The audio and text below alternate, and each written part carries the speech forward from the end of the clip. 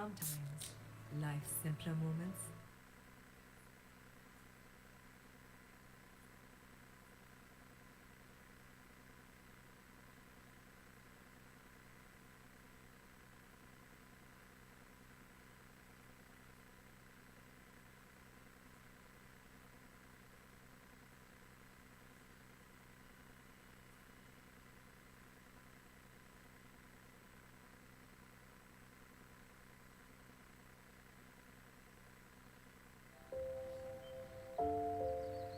Hello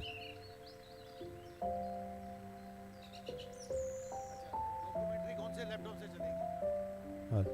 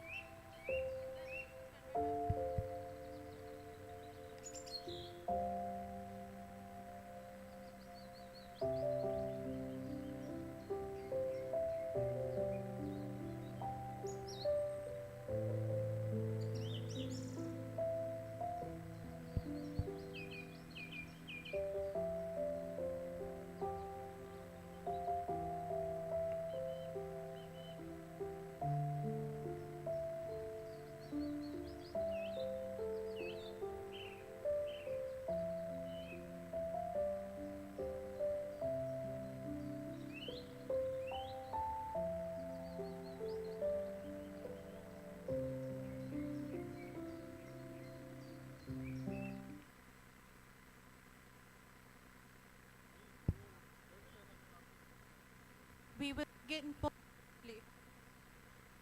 Ladies and gentlemen, we will begin thoroughly. Please find a seat. Please walk in, find a seat, settle down. Please make sure to clear the aisles because the procession will be walking down this aisle.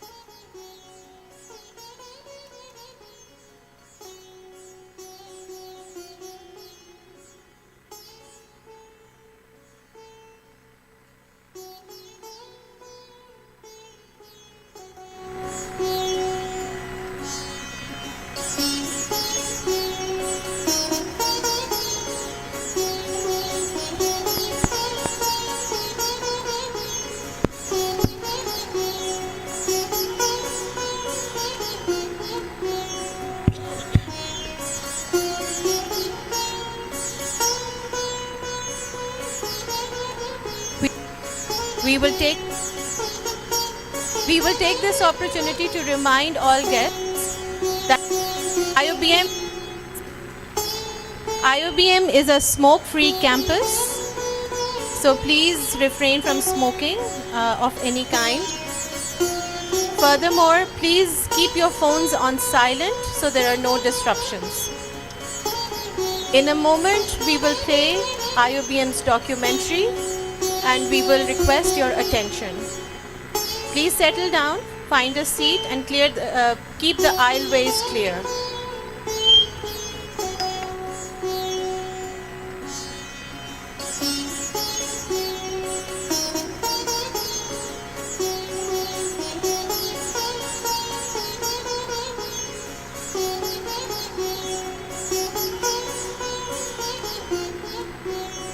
As our graduates walked inside the gates of IoBM, they brought with them many dreams, goals, and ambitions, and perhaps uncertainty about the future, with a mixed feeling of excitement and curiosity in their hearts. They began their journey of hope at the Institute of Business Management, where limitless possibilities awaited them. This institute stands tall on the vision of our late founder president, Mr. Shah Jahan Syed Karim, who carried a profound hope in his heart to create an institution with boundless potential that would nurture ambitions, empower goals, and fulfill dreams. His vision of hope transcends through everyone associated with IoBM.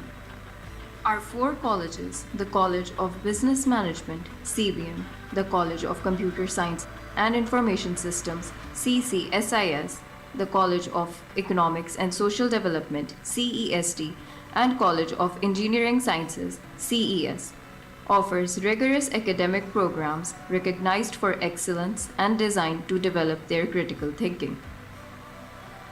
Our scholarship and financial aid programs have been key to ensuring that deserving students, regardless of their financial circumstances, can access quality education.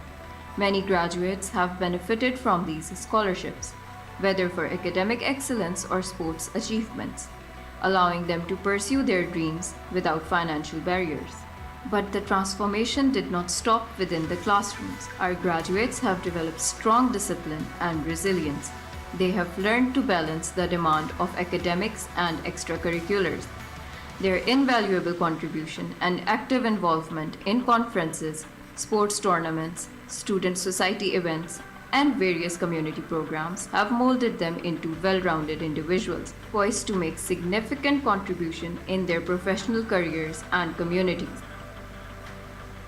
Our graduates also have had chances to connect with our alumni who are making waves globally and continuing our legacy across borders as corporate executives, industry professionals, and thought leaders. Today, these graduates have become a part of our strong, ever-growing community of over 15,000 alumni. Collaborative projects and partnership with leading firms enabled them to gain hands-on learning and provided an invaluable network of influential players.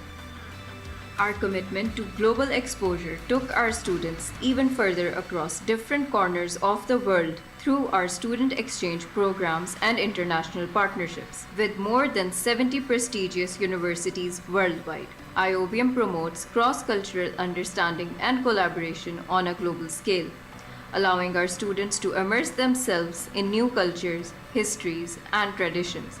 Earlier this year, our students had the opportunity to visit Europe on a study tour and witness first-hand global experiences. Our graduates have participated in various national and international sports events, bringing home numerous championships and accolades that speak of their determination and spirit, further cementing our commitment to fostering athletic excellence. Our sportsman spirit touched the peak, with one of them being the first mountaineer from Sindh to summit Mount Everest. As our graduates don their caps and hold their degrees in hand, let us celebrate not the end but the beginning of a new chapter. Let those caps soar high, symbolizing the dreams they are ready to chase and the heights they will undoubtedly reach. And not to forget, you, the proud parents present here today, who have been the foundation on which these graduates have built their dreams. They carry the values and strengths you have given them. Today's celebration is as much for you as it is for them. With heads held high, with pride and confidence, now is their time to go forth. Reach for success and embrace the challenges ahead, because they are limitless.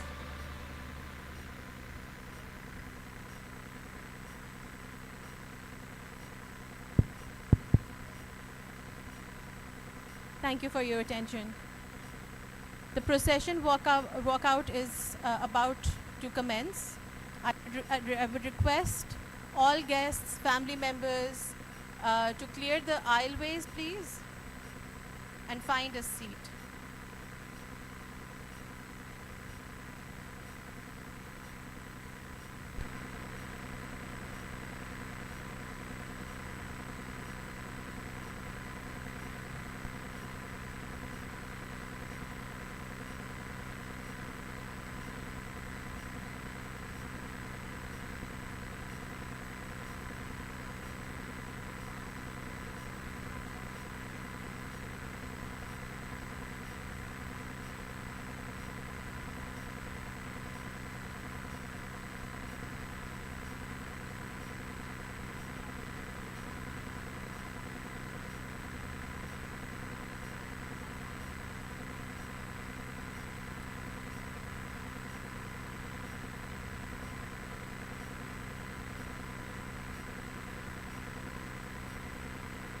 I would request the guests to please find a seat and clear the aisleways.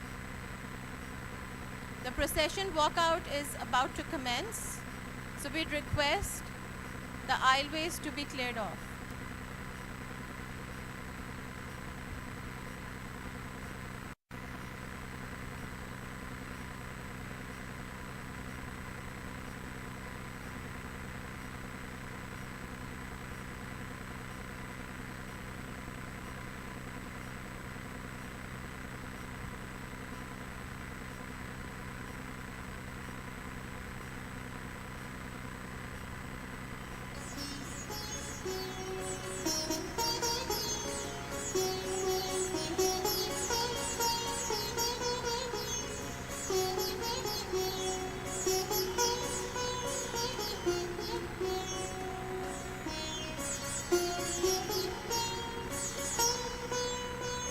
If I can request the aisleways to be cleared so the procession walkout can begin.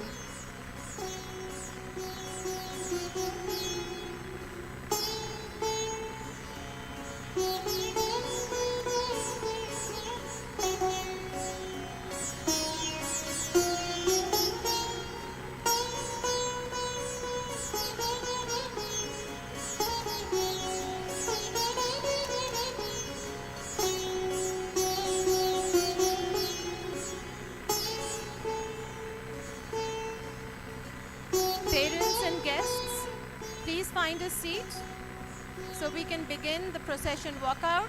Kindly clear the aisles.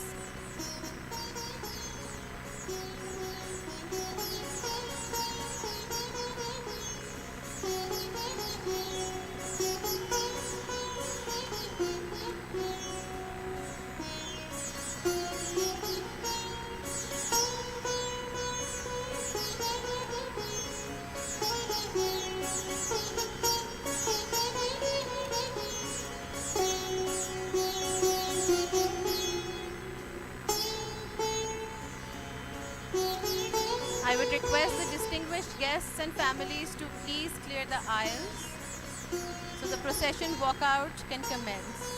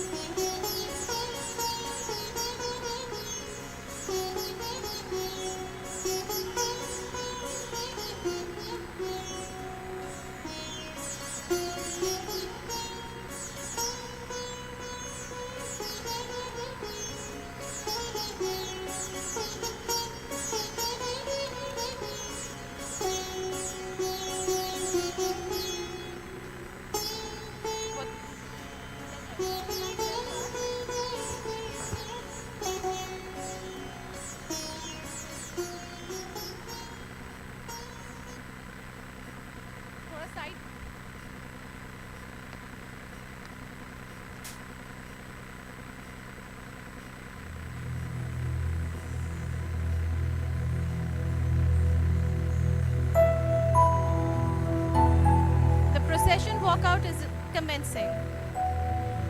The background music which you are now hearing is the tune of our institute's anthem. The academic procession is now entering the Marquee. At the head of the procession, carrying the institute's flag, is Dr. Asad Shehzad, Head of Policy and Area Studies, accompanied by students of all 4 affiliated colleges, carrying their respective college flags. Ms. Fatma Sarwar, BBA Honours, carrying the CBM flag. Aiza Ahmed, BS Mathematics and Economics, carrying the CCSIS flag. Laiba Adnan, BS Business and Psychology, carrying the CESD flag. Dildar Ali, BE Electrical, carrying the CES flag. They're followed by BBA Honours graduates wearing blue gowns, caps, and beige tassels.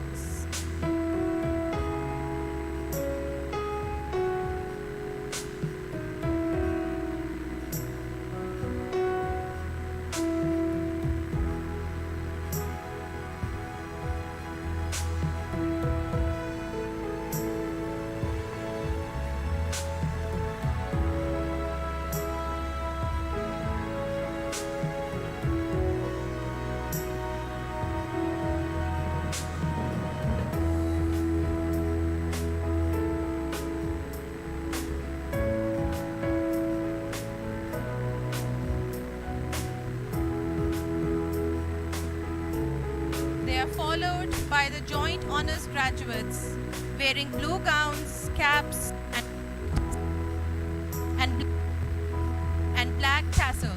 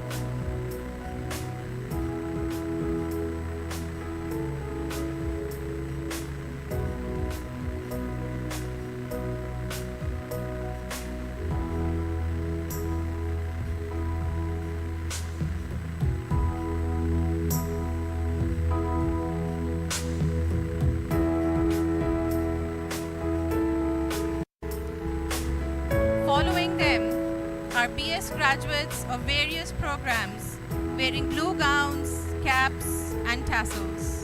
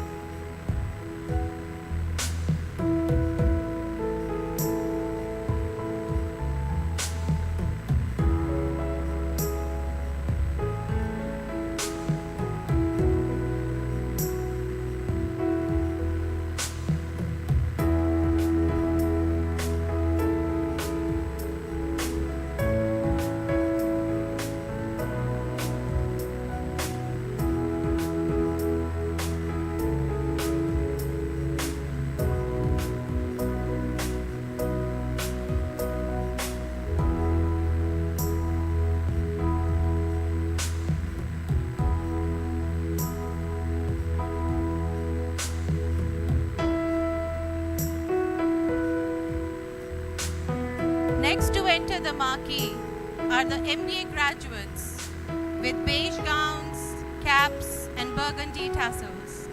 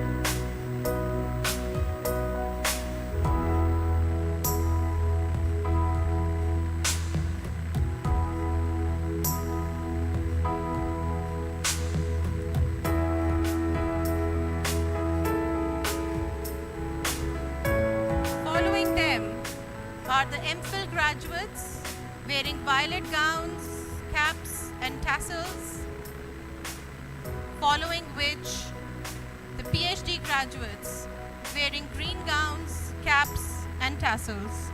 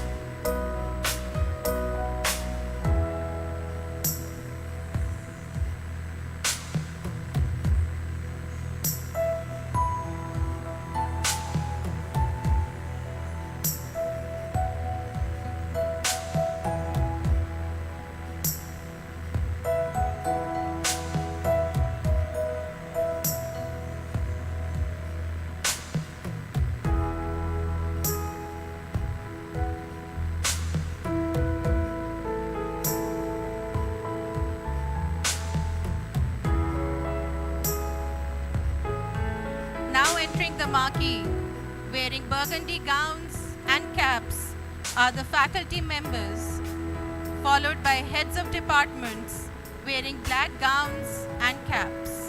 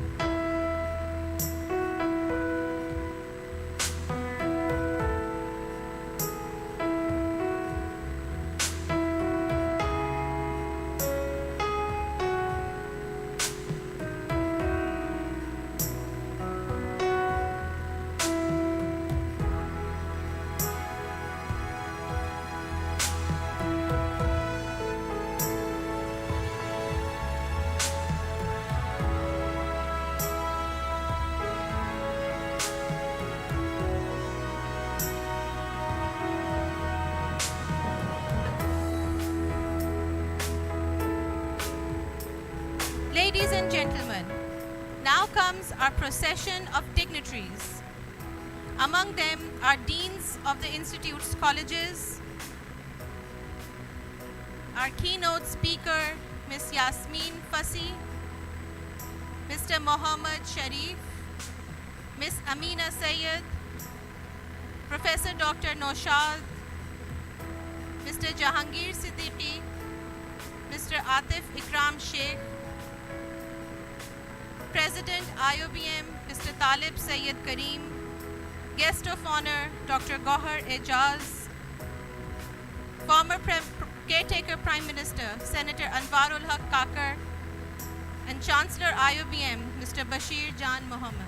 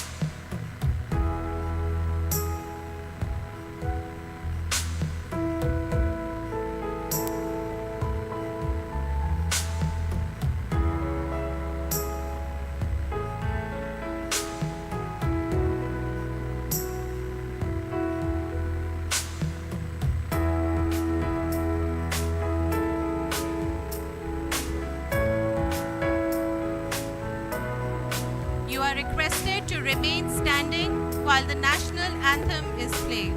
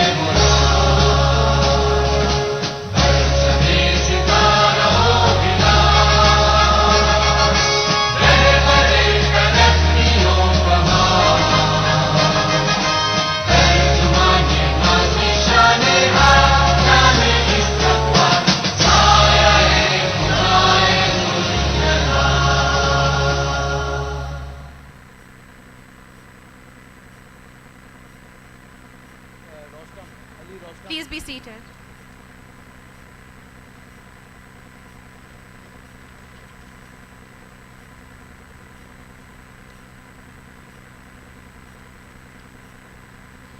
In the name of Allah, the most beneficent, the most merciful. Honorable Chancellor IoBM, Mr. Bashir Janmohammad, former Caretaker Prime Minister, Mr. Anwaarul Kakar, Guest of Honor, Dr. Gohar Ejaz, members of the Board of Governors, President IoBM, Vice President FHE and Chief Advisor IoBM, Rector IoBM, Keynote Speaker, Deans, Heads of Departments, Faculty, Management, distinguished guests, parents and families of graduating students, and the graduates. On behalf of the Institute of Business Management, I am truly honored to extend a warm welcome to you all to the 27th Convocation of the Institute of Business Management. Thank you for joining us today as we honor the graduates of 2024. As we have begun the convocation proceedings, I would once again request that mobile phones should be turned to silent so no disruptions are caused. Furthermore, I would request the respectable parents and families to not come forward for photography, as the event is being covered and photographs will be available to all graduates. Ladies and gentlemen, it begs remembering that this is the 8th convocation after the loss of our founder president, the late Mr. Shah Jahan Syed Karim. In his memory, quoting from his speech made at the 2013 IoBM Convocation, never forget that where you are today is the result of your parents' loving care, their prayers, and their sacrifices. Respect them under all circumstances. Let us pray that we continue to carry forward the legacy Mr. Karim created for us.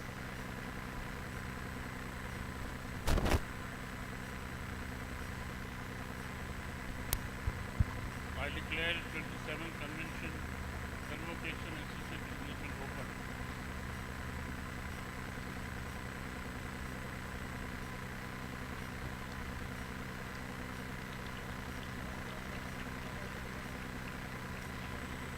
To proceed further with the ceremony, may I request Muhammad Ahmed, BS Accounting and Finance, to recite verses from the Holy Quran, following which Mubashir Bhania, BS Computer Sciences, will translate the verses, and Huzaifa Zainul Abidin, BBA Honors, will recite the Durood Sharif.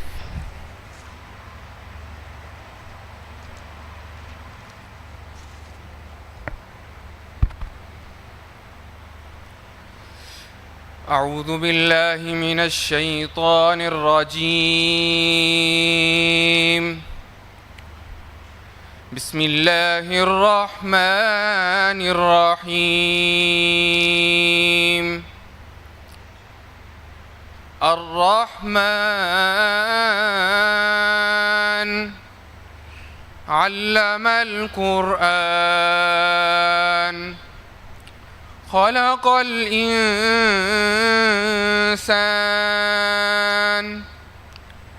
علمه البيان الشمس والقمر بحسبان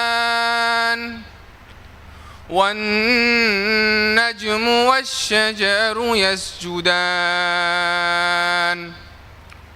والسماء رفعها ووضع الميزان ألا تطغوا في الميزان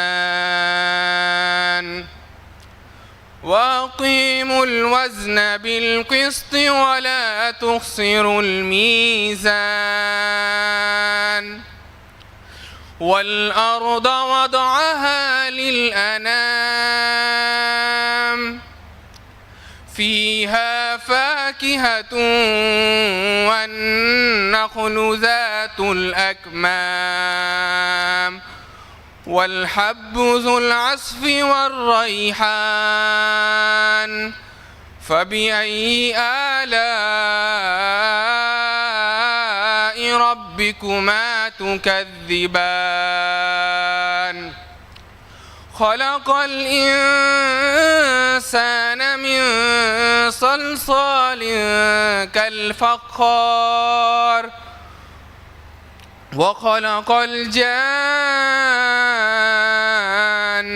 من مارج من نار فبأي آلاء ربكما تكذبان صدق الله العظيم.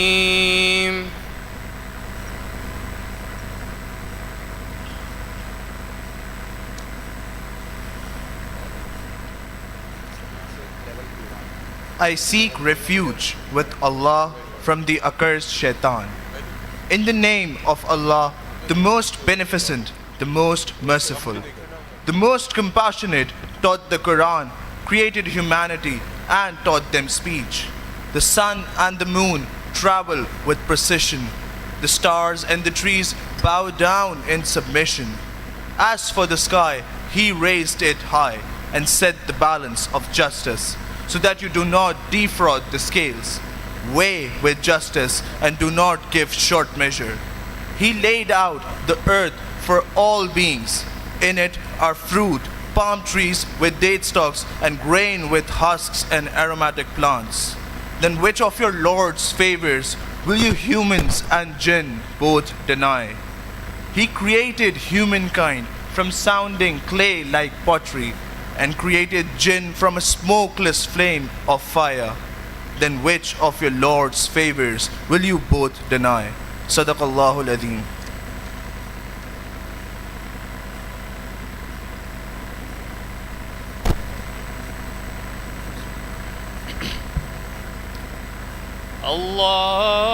اللهم صل على محمد وعلى آل محمد كما صليت على إبراهيم وعلى آل إبراهيم إنك حميد مجيد. اللهم بارك على محمد كما اللهم بارك على محمد وعلى آل محمد كما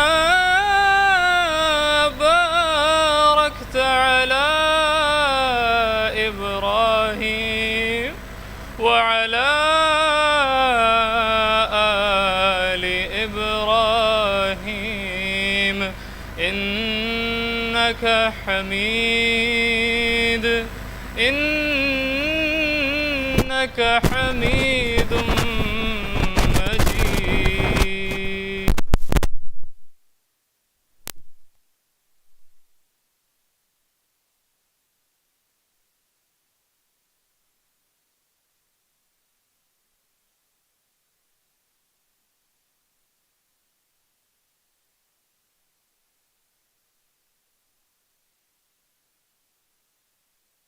And invite him to share his thoughts. Bismillahirrahmanirrahim. Mr. Bashir Janmohammad, Chancellor, Institute of Business Management, is an entrepreneur par excellence with interest in a variety of business enterprises in Pakistan and overseas. He is Chairman, Director of the Westbury Group of Companies, Dalda Foods Limited, Wazir Ali Industries, and several Pakistan-Malaysia joint venture companies in the edible oil business. He is a life member of FPCCI, Chairman Pak Malaysia Business Council of FPCCI, and has been Chairman or Board Member of the Pakistan Stock Exchange, Civil Aviation Authority, PICIC, CDC, and MCB Bank. He has been part of the entourage of Prime Ministers and Presidents of Pakistan, an official member of many trade and export delegations. He is also a council member of the International Seed Crushers Association based in the UK. He has made substantial contribution in the areas of education, health, and social welfare as Chairman Janmohammad Daud Trust, Chairman CAS School, President of the 250-bedded Kharadar General Hospital in Liari, Chairman MBJ School of Nursing, and Chairman Dalda Foundation.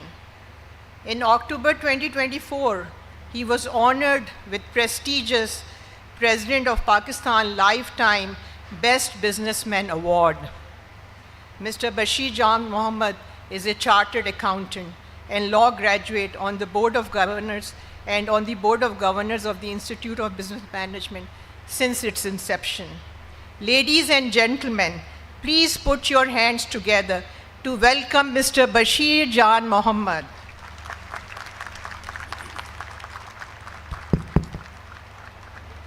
Bismillahirrahmanirrahim. Honorable Kakar Sahab, Caretaker Prime Minister and future Prime Minister of Pakistan, my nephew and great man Gohar Ejaz, Mr. Jahangir Siddiqui, Talib, Karim, Sabina Mohsen, faculty and students. First of all, I must say that today none of us are chief guests. Today the chief guests are the parents of the student passing today. In getting you at this level, they had sacrificed a lot, and I've seen the mothers standing outside in the car or waiting for you. And I think the first foremost lesson must come that you must respect your parents all the time. That is the first lesson you must learn. Now regarding the chief guest, let me put it, Kakar Sahab and Gohar were together in Caretaker setup, and they had done wonderful thing. They had done wonderful thing. And I must compliment you, Prime Minister Sahab and Gohar and their team for the excellent work they've done. Now we introduce Gohar on initiative that we introduce the think tank where you can also contribute as a student to how can we improve the condition in the country. My Gohar, before I say a little bit more, Gohar is of course my own, but he is famous for not only for his business, but he's famous for his social activities. His father, who was a class fellow of mine, we were together for many years, had a problem of kidney. Gohar has put up more than 200 dialysis machines 24 hours in Jinnah Hospital, Lahore.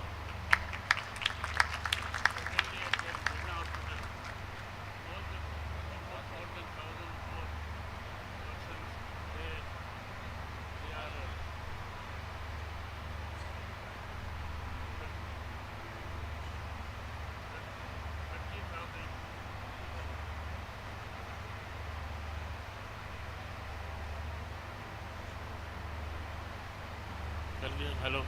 आवाज आ रहा है? So 30,000 persons are having food from Gohar's trust. Lastly, again I'll come to subject and I'll tell you my own experience. You all be going to business or going to jobs. Number one, ख्वाब देखना बहुत ज़रूरी है. Dream to yourself what you can do. If you go to a bank, dream you can be president. Why not? You are as talented as we all are. Number two, now the jobs are less, so you must be entrepreneur. For the startup, we already had a setup in IoBM. I will welcome any startup coming forward, because if they need any assistance, any finance, it can come from IoBM and ourselves also. So please think new, something new venture. Please don't go for the thing we already done, because now the most competition, because industries has not grown too much. Inshallah in few years it will come up again, but today we are not at level, so you have to do entrepreneur yourself. और business जो है मेरे नाना था कहते थे कि व्यापार means limitless, no limit. तो अल्लाह ताला आपको इसके लिए कामयाब करे, और मैं समझता हूँ कि इसके लिए आप इंशाअल्लाह कर सकेंगे. I must give my respect to Shahja Karim साहब. I told my friends that he was the person initiated this. Of course, from first day I am associated with him, but initiatives come from Shaja Karim, who was a bureaucrat, sir. But mashallah, now the university from 150 students, 6,000 students today. And that is his vision, we cannot forget it. Coming back to your own life and business, please note that fairness always pay. If you are fair in business, and if you don't cut shortcut, you will always succeed.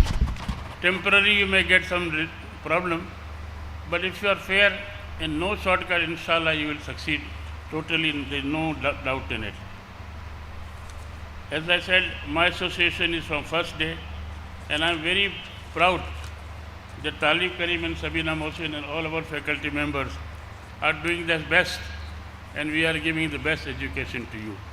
As you very well know, we don't want to deny any student admission once he passed test and interview, because we started now from first year with scholarship to those needed. I believe you are the most important and most successful man. In Pakistan, 70% of people do not get the education for university. I always call the private sector that they must go for education and they must go for the health, because this is where the government has totally failed. It is our duty to fulfill, and of course the industrialists are there. We must go do our duty. We cannot forget that this is our country. Coming back to the recent events, there is total despondency in many people. What will happen to Pakistan? What is the future? Let me tell you, I started my career from low middle class at 1,300 rupees salary. And mashallah, I reached this for two reasons. Number one, Allah's blessing, and number two, this country, Pakistan. This country has given you so much, and it will give you so much in future also, inshallah. Again, I was at one of the Convocation in Keynote, fast Keynote, and one student came to me and asked me the question, if I want to go abroad, I should go or not? Yes, you should go. But you must be prepared to come back to Pakistan to serve the country. Education में कहीं मना नहीं, आप 3 भी जा सकते हैं, लेकिन your motto should be how do you come back and contribute this country. इस country ने हमको सबको कुछ दिया हुआ है, और इंशाल्लाह आज जो जगह बैठे हुए हैं, इसका रीज़न ये है कि आपके पेरेंट्स अफोर्ड कर सकते हैं. इसका रीज़न ये है कि there is people here, so we must look after those who are not that fortunate like all of us. Again, whatever your degrees are there, I think do not forget a college. IoBM belongs to you. Even you graduated, you are part of IoBM. Please come here as a teacher, as an alumni, and please see that this college institute succeed more and more. You are the future of Pakistan. Believe me, you are the future of Pakistan. Our generation has passed, and our generation has done little, but you have to do more and more. So we are proud that you are here. Once again, I compliment the parents that they have taken so much effort to educate you, and I wish you all the best. God bless you. Assalamu alaikum.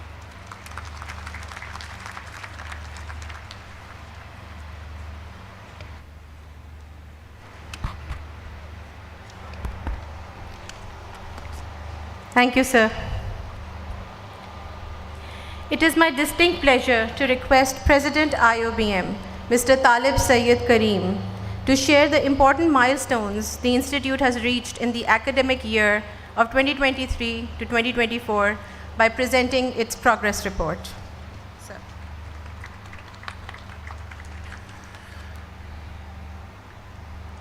Bismillahirrahmanirrahim. Honorable Senator Anwaarul Kakar Sahib, Chancellor Mr. Bashir Janmohammad, Dr. Gohar Ejaz, our guest of honor and former Caretaker Federal Minister, members of the Board of Governors of IoBM, Chief Advisor, Rector, Deans, Yasmin Fasih, our keynote speaker, HODs, faculty members, parents, and graduating students, Assalamu alaikum and good morning. It gives me an immense pleasure to welcome you to the 27th Convocation of the Institute of Business Management. So if you do the calculation, we have not missed a single convocation since our inception. I think even during COVID, we were able to hold a very small convocation in the auditorium. We are grateful to Senator Kakar for being here and Dr. Gohar Ejaz. I know that both of them have really direct link with education, with academia. They have been involved in promoting education, even lecturing, and seeing that education flourish in this country. Yasmin Fasih, who's from the first batch, is based in Singapore and is now the group HR head of one of the largest shipping company in the world. And it's a person like Yasmin Fasih, we are so proud of our alumni. They're doing extremely well. And I'm sure that you are also going to join the corporate world and follow their path and their career, their very successful growth in the corporate sector. One thing which would not be part of Yasmin's introduction is that her husband is also our graduate, and she is one of the many examples of couples coming out of this institute, and I think if I'm not wrong, she's the first one from IoBM. So thank you for being here. So IBM is continuously striving for excellence and remains steadfast in its mission to set benchmarks in quality education and student success, becoming a model for business schools across the nation. It is recognized as a leading institution shaping business leaders and innovators. Now we are striving for global recognition. We are on track to secure EMBA accreditation, which is a very prestigious accreditation, within 2 to 3 years. And we have laid the foundation for AA CSB accreditation, which we are hoping that we'll get in the next 3 to 4 years. These accreditations will bring us at par with a lot of global institutions, as they are also members of these august bodies. As you are all aware that AAC, which is the local accreditation of HEC, has ranked us in the top category of W for the last 4 years. And we're hoping that we'll continue to be in that category. And there are only 7 universities, 7 business programs in Pakistan which are part of that category. We're also doing some global partnerships such as NCF and PeopleCert to provide globally recognized certifications to our students and alumni. So once you leave, you'll still be part of us, and we'll be offering you these certifications to enhance your leadership skills. We're also making efforts to improve our learning experience by bringing in technology into our curriculum and into our various mode of teaching. We are planning to introduce London Stock Exchange Group, which is known as LSEG, and we are going to bring in Bloomberg software into those labs so that our students can be at pace with global learning and various activities that are taking place abroad. We also have established many centers, and we are proud of our research center, which has produced many relevant research papers produced by our faculty members, written by our faculty members. And one center that we are proud of is our Islamic Banking and Finance Center, which is striving to meet the deadline of the government of 2028, when all banks are supposed to be Sharia compliant. We are also now our strategy for 2025 to 2030 is underway, which will be presented to our board, and it will have the vision, mission statement, core values and goals and objectives of the institute for the next 5 years. This, of course, will be aligned with our founder president, Mr. Shahjahan Karim's vision on how he wanted this institution to be, and we are hoping, or we are striving to meet his vision in that. As Bashir Sahab mentioned about the financial assistance, so the board has approved 10% of our revenue, annual revenue, gross revenue, as part of the financial assistance, which comes out to about 157 million rupees this year. But along with that, we have an endowment fund which we use to help our students.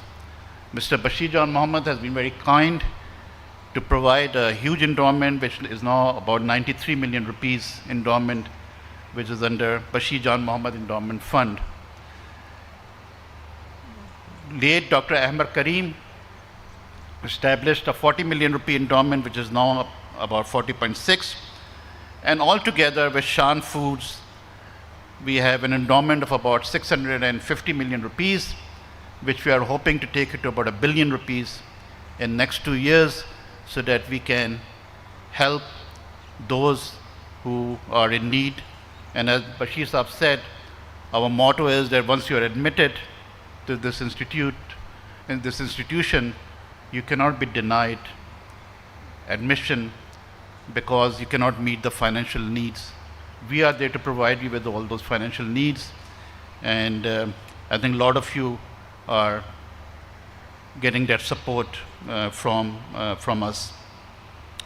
Our incubation center, as Bashir Sahab mentioned, that incubation to be an entrepreneur is something that we need to encourage.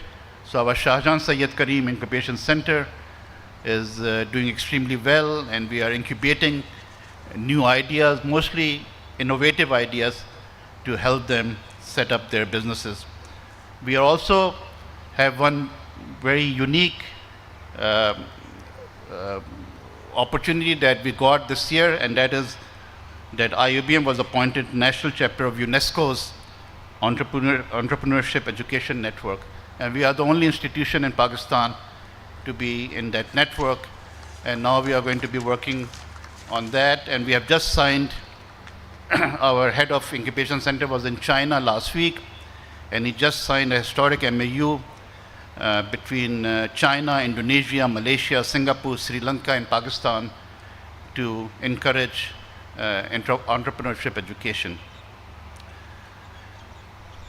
Talking about SSKIC Incubation Center, one of our resident project, if you don't know about it, just won a grant from Shark Tank. If you watch Shark Tank, I don't know whether you watch it or not, was able to get a grant of 10 million rupees, and he basically got himself incubated from there. One other thing which you don't know about Shark Tank is that Shark Tank's license was brought to Pakistan by our alumni, and the production is done by our alumni, and the host of Shark Tank is also one of our alumni. So it's our alumni is one example that how well they are doing. Our industry academic linkages is continuing. I think we are very proud of our capstone projects and many other projects. Our sports is doing wonders. I think we tend to either win or be runners up. And a lot of these events that were held this year in cricket, badminton, girls throw ball, netball, karate, football, hockey, futsal, and table tennis. And one of our hockey players, he's part of the Pakistan hockey team now. And even the netball team went to the Asian Games. 2 girls represented Pakistan in the Asian Games. And when we talk about our signature line, we are limitless, then I think I need to mention Asad Maiman, who's, Asad, please stand. His goal was to conquer and climb highest peak in each continent. I think he has done 5. He conquered Mount Everest this year, the only one from Sindh, and 10th from Pakistan. And now he is going to Antarctica to conquer the highest peak there, and I think he'll be left with 1. So Asad, congratulations, and we are proud of you, and keep up the good work. As I had mentioned, that research is our core value, and we encourage our students to do research, but it should be relevant. In terms of collaboration and grants, I think we have done extremely well this year, and our faculty members were able to get some huge grants. So, as I've said, that some of you will continue with us with your master's program, some of you will go into the corporate world and become our alumni. And as I've said, that if I see some of the front rows, a lot of our gold medal sponsors are our alumni. So I hope that after 10 years, after 15 years, you will come back and sponsor the gold medalist or be part of this institute, because once it becomes your alma mater, it remains so forever.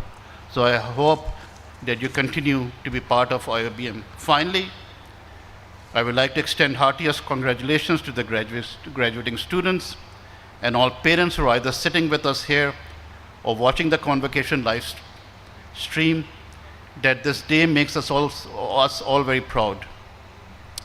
But as Bashir Saab said, the ultimate credit for what has been achieved by us collectively goes to you parents. Your patience, perseverance, and prayers have helped your children, our graduates, get another step closer to achieving their ambitions. I'm sure they are aware that their purposeful education, as well as your selfless parenting, together make a combination that will help them achieve their most precious and rewarding lifelong goals. May the Allah Almighty always remain their mentor and benefactor. Congratulations, class of 2024.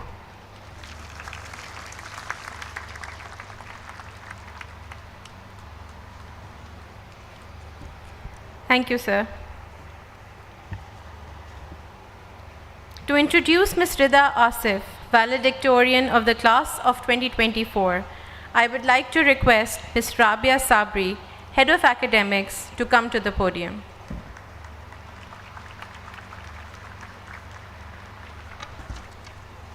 Ms. Rida Asif completed her BS Economics and Finance from Institute of Business Management in spring 2024 with a CGPA of 3.71.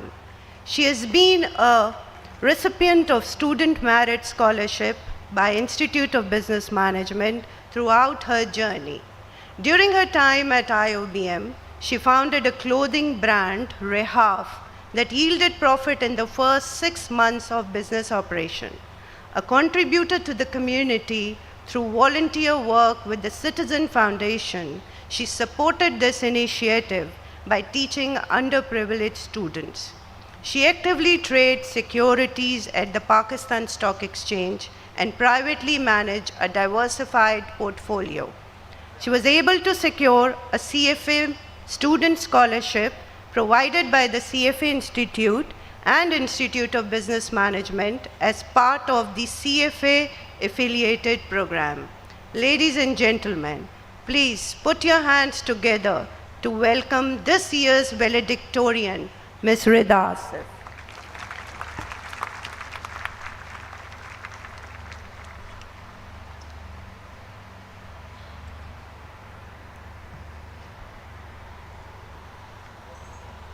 Yesterday, I was smart. I wanted to change the world. Today, I am wise. I aspire to change myself in order to change the world. Honorable Chancellor, Board of Governors, Guest of Honor, President IoBM, Vice President FHE and Chief Advisor IoBM, Keynote Speaker, faculty, parents, and my fellow graduates, Assalamu alaikum. It is indeed an immense privilege to stand before you all today, reminiscing the remarkable journey we have all shared. Standing here, I am filled with tons of emotions and pride, not only for the personal achievements we have accomplished, but for the shared journey we have experienced together. As I reflect on my academic journey, it becomes clear as crystal to me that it was far more than just a combination of courses, exams, and grades. It's been a journey of discovery, a path where we learned not just about subjects, but about ourselves. From navigating through complex concepts to pushing our boundaries in group projects, we learned the importance of perseverance and curiosity. Along the way, as we all are aware, we faced numerous challenges and moments when we wondered if we could continue. One of the greatest and significant challenge we faced was the transition to online learning during the COVID lockdown. Practically overnight, our familiar routines and in-person interactions were replaced by virtual classrooms and Zoom calls.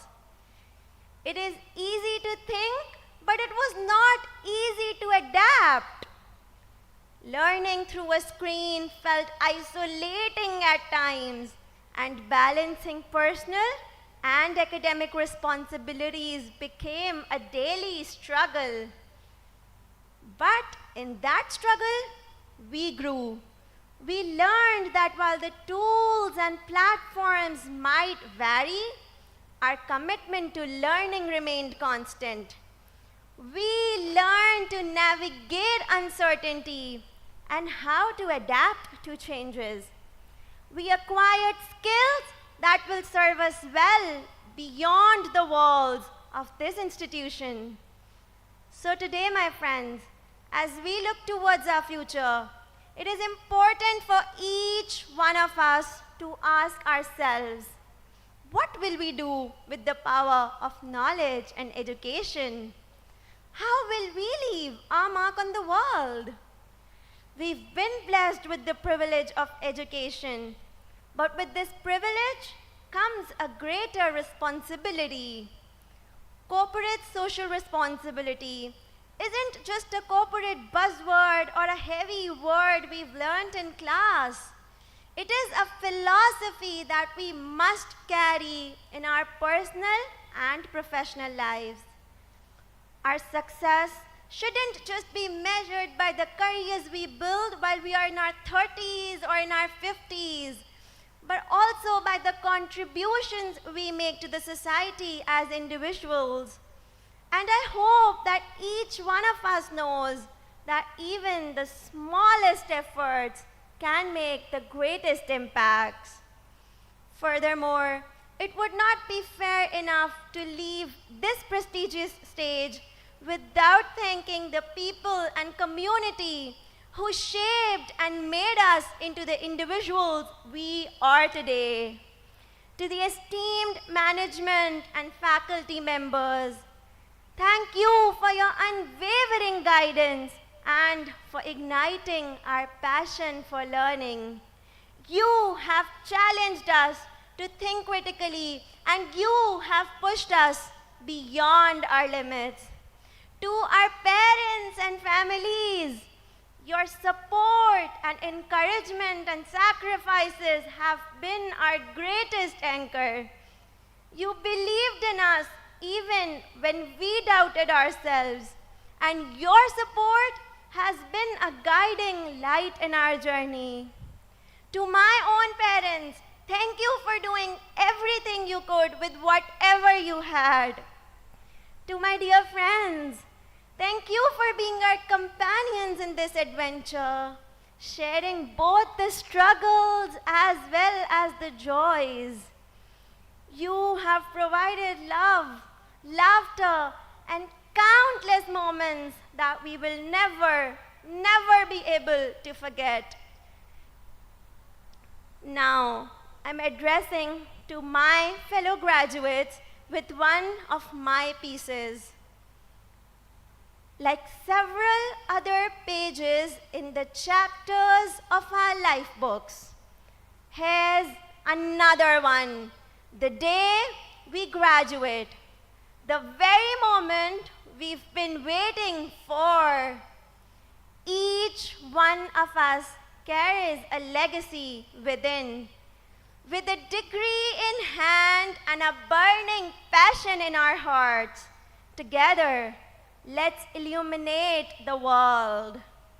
Today, as we celebrate this joyous occasion in our beautiful gowns, caps, and tassels, we symbolize hope for millions and millions who lack access to education.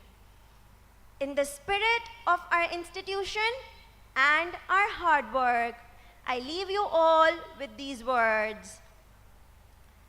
मंजिल से आगे बढ़कर मंजिल तलाश कर, मिल जाए तुझको दरिया तो समंदर तलाश कर.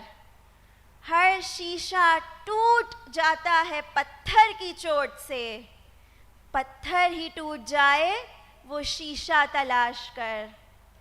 सजदों से तेरे क्या हुआ, सदियां गुजर गईं, दुनिया तेरी बदल दे वो एक सजदा तलाश कर. Thank you and congratulations to the class of 2024. We did it because we are limitless. Thank you.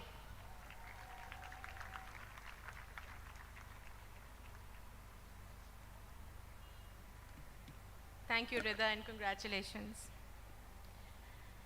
I would request Mr. Ejaz Fasih, Head of Media Studies, to introduce Ms. Yasmin Fasih, our keynote speaker for today. Sir.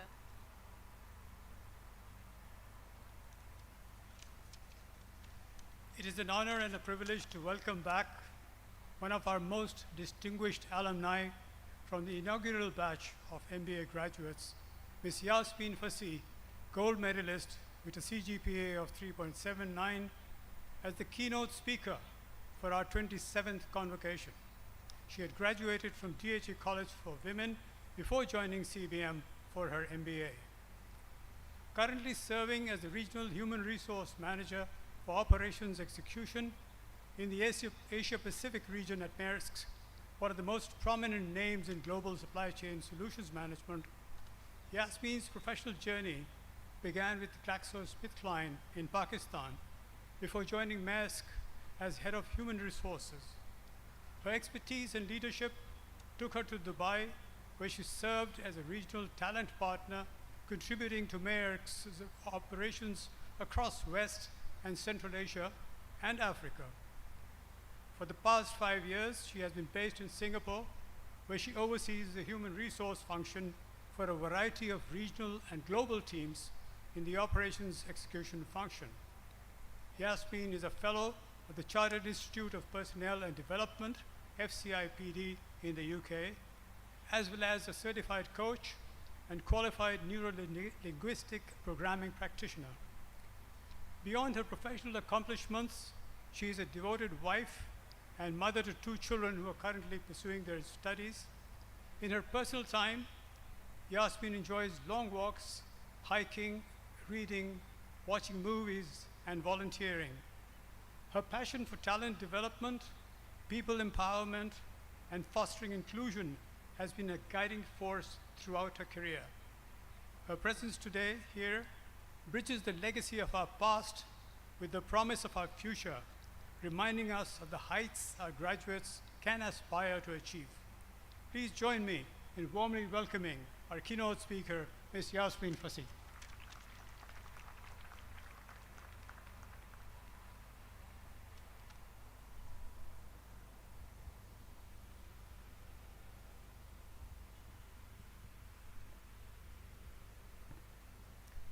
Distinguished guests, esteemed faculty, proud parents, and most importantly, the graduates of the Institute of Business Management. It's an honor for me to stand before you today on this very momentous occasion. Today, we celebrate not just the culmination of years of hard work, of perseverance, but also the beginning of a new chapter in your life. First and foremost, let's take a moment to acknowledge the unwavering support of your families and friends whose encouragement and belief in you have been instrumental in your journey. To the faculty and staff of the Institute of Business Management, thank you for your commitment in nurturing and guiding these bright minds. Your efforts have laid the foundation for their future success. Here, I'm reminded of a speech made by a musician, Snoop Dogg. Maybe some of you are familiar with him. And in this speech, he thanks himself for his success. And so I would like that while you are expressing your thanks to the people who have been part of your journey, part of your success so far, take a moment and remember to thank yourself. Thank yourself for your hard work and perseverance. Thank yourself for not giving up when the days were tough. Thank yourself for staying true to yourself.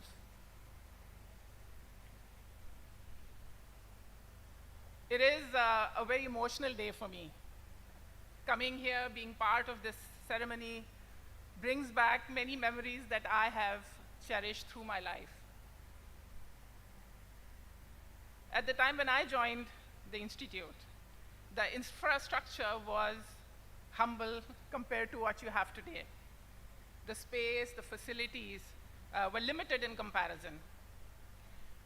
But what we had back then and what you continue to enjoy today is the care of committed educators. Educators with a passion for building an exemplary educational institution. Educators with a passion for developing the youth, helping them to step out into the world to do great things. And I'm very, very proud to see how far this institute has come. If you ask a graduate from one of the first 2-3 batches who graduated from IoBM, you will hear some very common stories and themes from them all. They will all tell you about how the application forms were given out from a desk which was set up under a tree in a parking lot. They will tell you about the campus that was a set of few rooms refurbished from a broken down structure, and from where a few classrooms were built, a computer laboratory, a library, and a couple of management offices. The canteen that we had started from a corridor in the college premises. And then it developed over the next few months into a cafeteria, a dining space. Maybe a familiar experience for some of you. As students, we had limited pocket money. And one of the treats that we got to enjoy at the campus was a samosa, which sometimes was shared between 3 and 4 students at the same time. And it was enjoyed with a load of ketchup, much beyond what would come with a single samosa. It was because the ketchup was free-flowing. The open and rugged grounds next to the campus became the cricket grounds for our students. And at the risk of sounding ancient, maybe in the words of my children, almost from dinosaur era, I must share that it was at IoBM that I learned to operate a computer for the very first time. I did not have a computer at home till then. Some of my very cherished memories are spending, from my early semesters time, spending hours in the computer laboratory along with my classmates, learning to build complex and dynamic Excel worksheets. And they did seem complex at that time. And while we were working on Excel worksheets, we were simultaneously introduced to systemic thinking, process flows, and concepts around processes. My years before I arrived at Institute of Business Management, school, high school, and then college were all throughout in all-girls institutions. And it was IBM where I, for the first time, studied in a mixed-gender space. While I was anxious when I started, the environment that I was welcomed into gave me tremendous confidence, both as a student and then later on as a professional stepping into the work life. The experiences and impressions that I made from that time have stayed with me and have been part of my thought process in addressing diversity and inclusion matters and creating a safe space for all. The sense of security and the sense of safety is a very crucial element when we talk about the learning and conditions of learning. The diversity amongst the students and the inclusivity also reflected in the variety of socio-economic and cultural mix of the students that we had at College of Business Management. And the safe space meant that we had plenty of fun banter with no malice and no disrespect. So there were many funny moments where we would remind each other of, ye to pul ke us paar se hain, aur ye is paar se. Also, it was on the campus where I learned for the first time the term burger bacha. So as educated and aware individuals, and especially as alumni of IoBM, we have a collective responsibility to extend the safe space to everyone around us. While I was at IoBM, I was offered an opportunity to serve as a teaching assistant to one of the lecturers. And that experience not only further deepened my learning of the subject matter, but also many other things that I learned from that experience. Attaining a degree from IoBM is one of the major milestones in your life, and you will go forward and experience many more successes. As you continue to progress, remember that completing your degree is not the culmination of your learning. Learning is lifelong, it is dynamic. Sometimes learning does rely on formal education, like you're having right now. And most times, experiences and observations provide us the very precious insight and awareness we need in order to develop and grow. Philosopher Alvin Toffler says that the illiterate of the 21st century will not be those who cannot read or write, but those who cannot learn, unlearn, and relearn. Embrace the mindset of a lifelong learner. Remain curious, ask questions, and seek out new experiences. Whether it's through formal education, professional development, or personal exploration, always strive to learn something new. Stay deliberate and stay purposeful in your approach to learning, and reflect regularly. Remember that the most successful individuals are those who never stop learning. When I graduated from IoBM, it was the time of tough economic conditions. Maybe sounds familiar to some. And there were not many new jobs to go around for fresh graduates in particular. As several of my classmates started to sign up on their first jobs, I continued with the process of applying for roles with not a lot of luck initially. One day, I got a call from Mr. Talib Karim, who asked me if I would be interested in working on a project as an intern without any guaranteed stipend. He encouraged me to go for it and see it as a learning and networking opportunity. It was a project run by a well-renowned consultancy of the time, and the project was being done for a multinational organization. It also had graduates from another renowned institution on the team. And the project indeed turned out to be a significant learning experience for me, because it translated a lot of the theoretical knowledge that I had learned into practice. And it was during the field work for this project that I met the HR leadership at a leading multinational manufacturing organization, and that meeting eventually developed into my first full-time job. So thank you, Talib Karim, for encouraging me to go for it and guiding me at the time. My career journey is a trail of taking chances that turned into wonderful new opportunities. When I was working with my current employer in their Pakistan operations as head of HR, an overseas assignment was not in my plan for family reasons. But one day, I was approached by my regional manager, who asked if I was willing to help the organization by covering another area of the business in addition to my existing scope. At that point in time, there was no talk about a promotion or salary increase or any financial gain. But I took the assignment with much enthusiasm, because to me it presented a learning opportunity. The work required me to shuttle between Karachi and Amman for 4 months. And that experience of covering a set of new countries that I had never worked with before led to my first regional experience and assignment. I urge you to remain open to taking chances and availing opportunities. That is how you'll open doors for yourself. Taking chances requires action. Apply what you have learned, take risks, and embrace challenges. It may not be successful every single time, but you will learn valuable lessons from the experience. I also credit a big part of my growth and development to my mentors.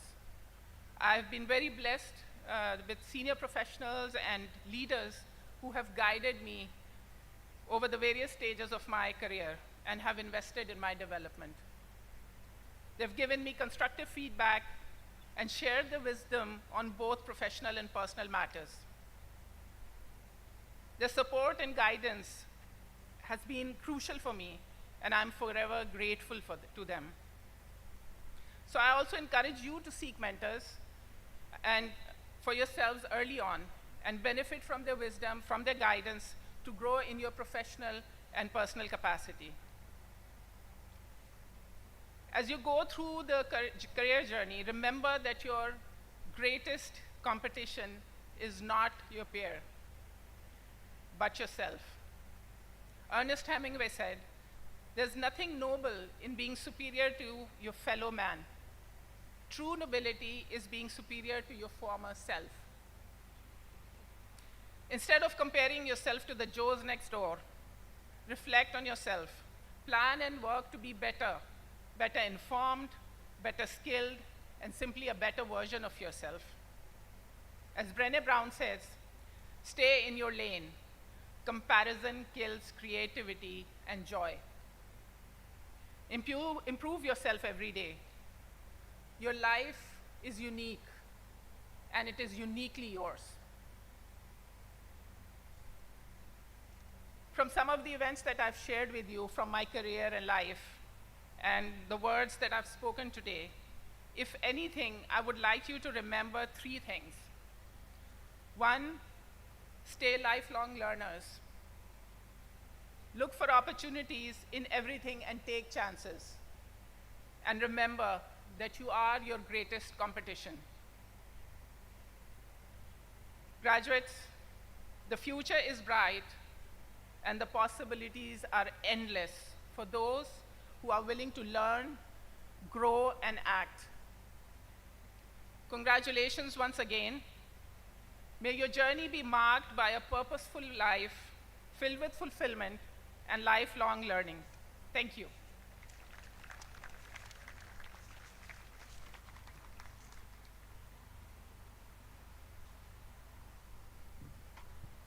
Thank you, Ms. Yasmin. Among our prestigious guests is Dr. Gohar Ejaz, CEO, Ejaz Group of Companies.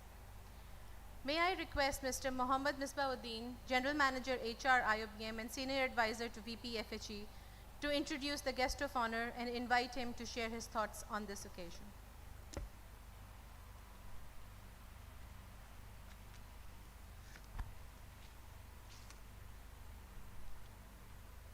Thank you, Javeria. Dr. Gohar Ejaz. Should I hold on?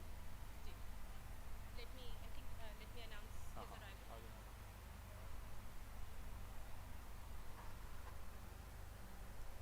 Ladies and gentlemen, the Honorable Governor of Sindh, Mr. Mohammad Kamran Tessori, and patron of the Institute of Business Management, has just joined us. We are honored that he has taken time out today for this occasion. Please welcome the arrival of the Governor Sindh.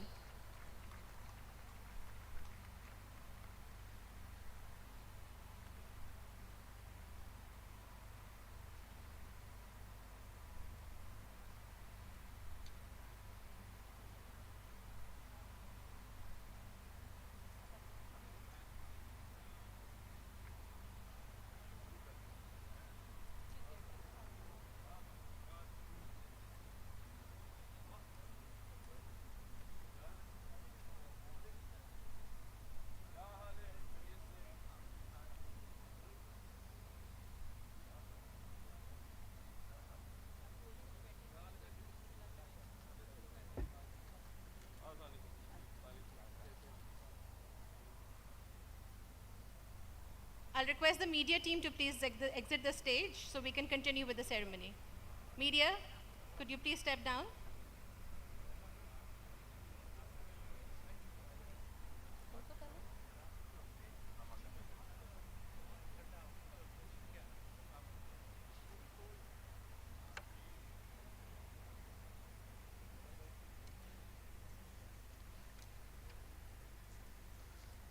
Dr. Gohar Ejaz is the former Caretaker Federal Minister, son of the late Senator Sheikh Ejaz Ahmed, a name of synonymous with business excellence.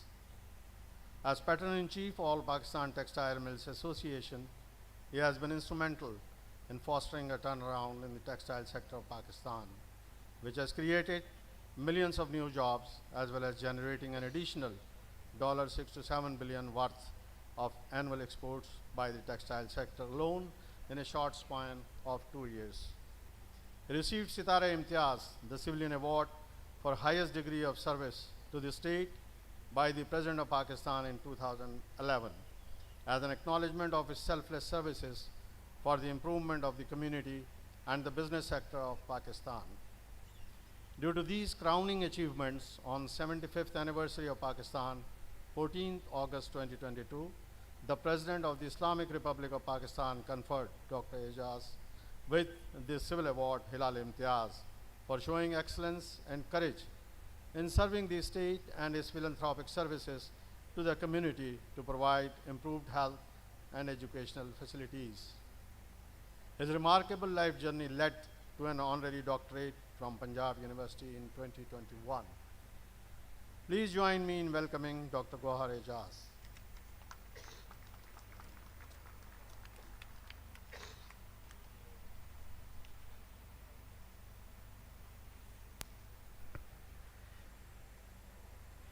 Bismillahirrahmanirrahim. His Excellency the Governor of Sindh, Mr. Bashir Janmohammad, the Chancellor of Institute of Business Management, former Prime Minister of Pakistan Anwaarul Kakar Sahab, Jahangir Siddiqui Sahab, Vice Chancellors, President, distinguished guests, proud parents, and the class of 24.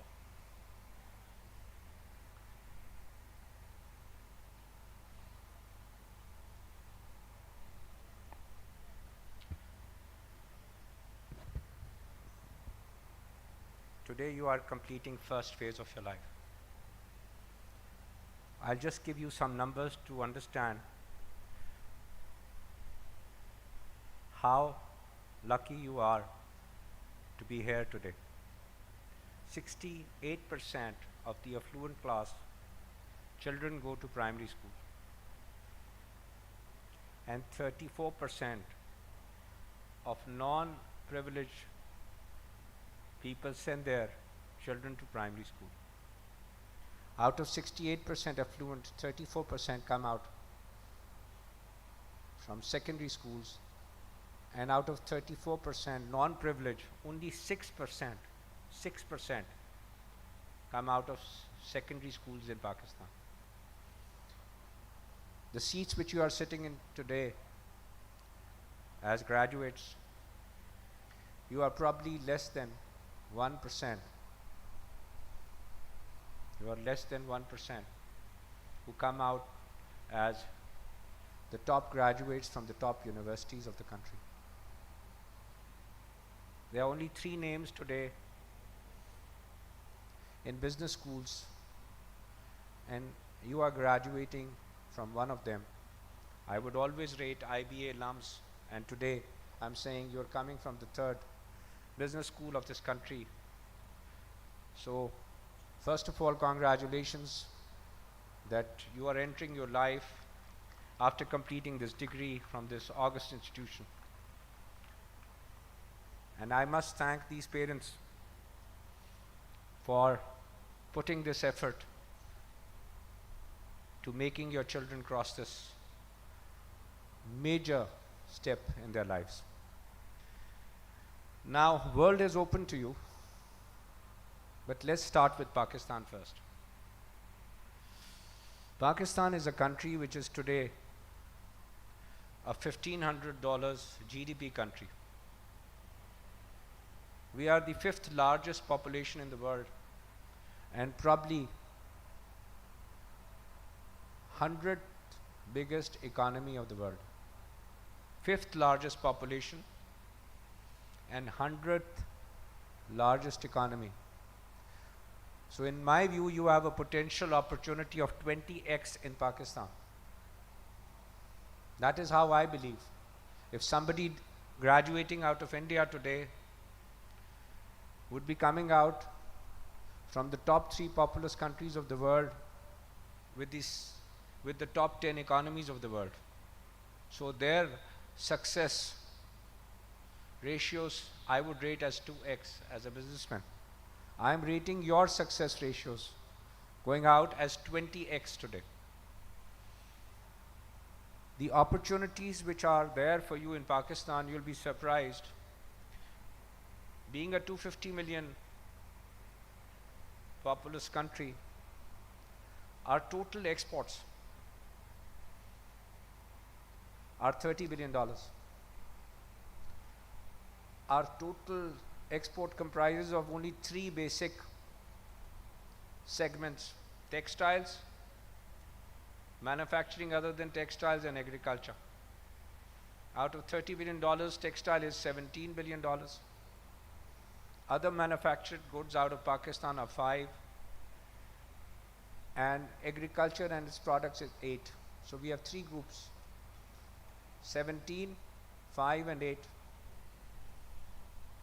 For a country like Pakistan to have exports of $30 billion with 250 million Pakistanis.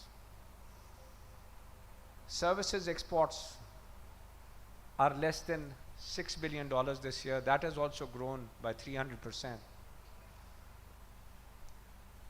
We are a country, I believe,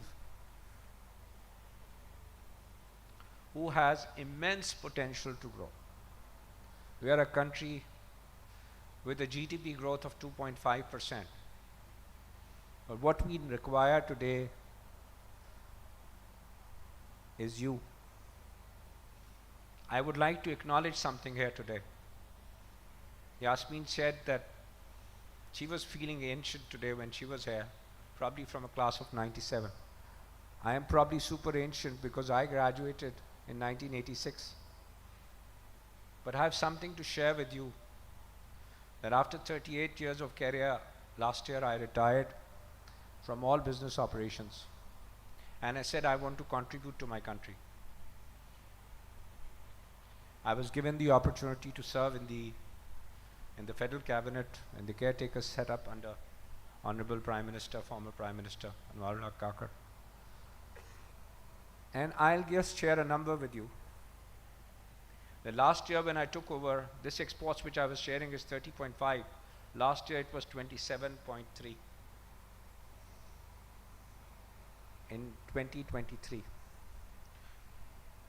I was awarded Sitara Imtiaz in 2013 because we had touched exports of $25 billion in 2013. If we would have only achieved 10% year-on-year growth, only 10%, we would have been at $60 billion in 2023. We were at 27.5, 10% higher than 2013. This is what we did. As a country, this is what we did as professionals. Who is responsible for Pakistan not growing? Who's responsible for Pakistan at $1,500? We always say it's the government. We always say it is the failure of the government. No. It is the failure of us, 1%. And tomorrow it's going to be you. Because I'm saying when I came out in 1986, we used to see Chinese president and Chinese nation on cycles. We used to meet our fellow friends graduating at the same time in India. We used to see them and look at them because we were far superior than India. Back in 86, 87, even till 90s. What happened? I would say our generation did not deliver.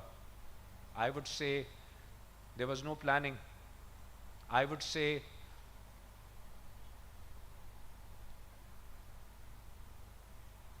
we failed. I'm not going to say the government failed.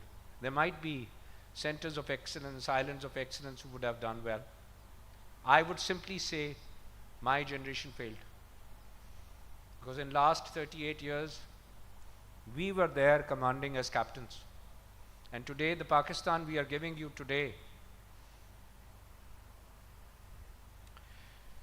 5th largest population and 100th or below largest economy.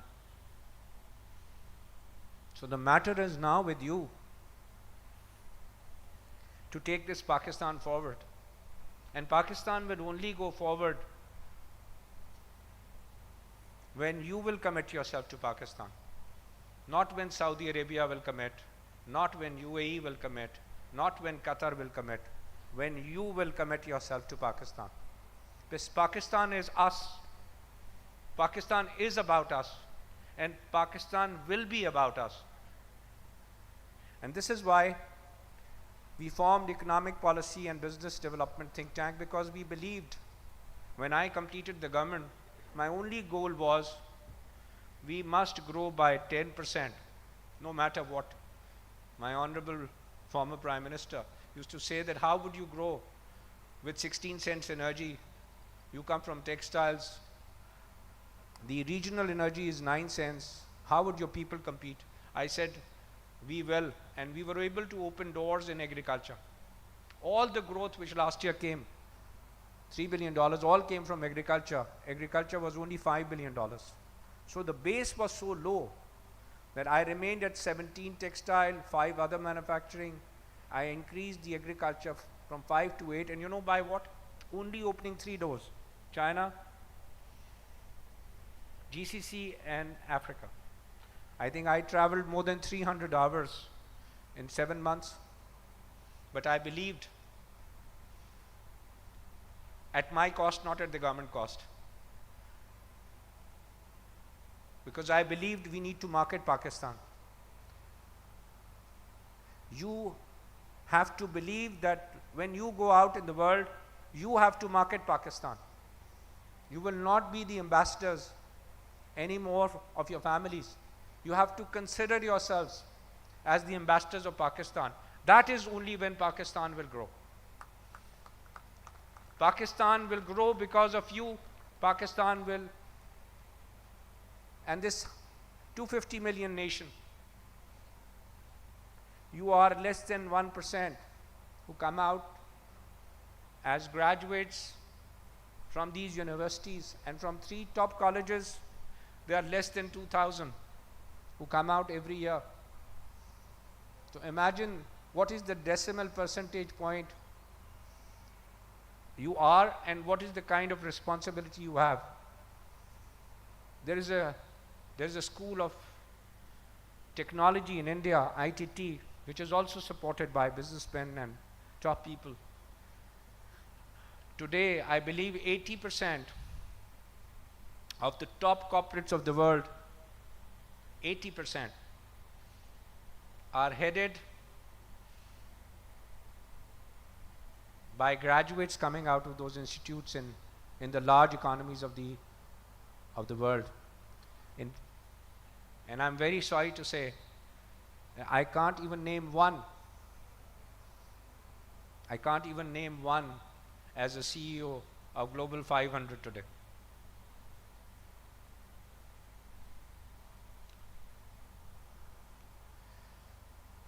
We stopped believing. We stopped looking outwards.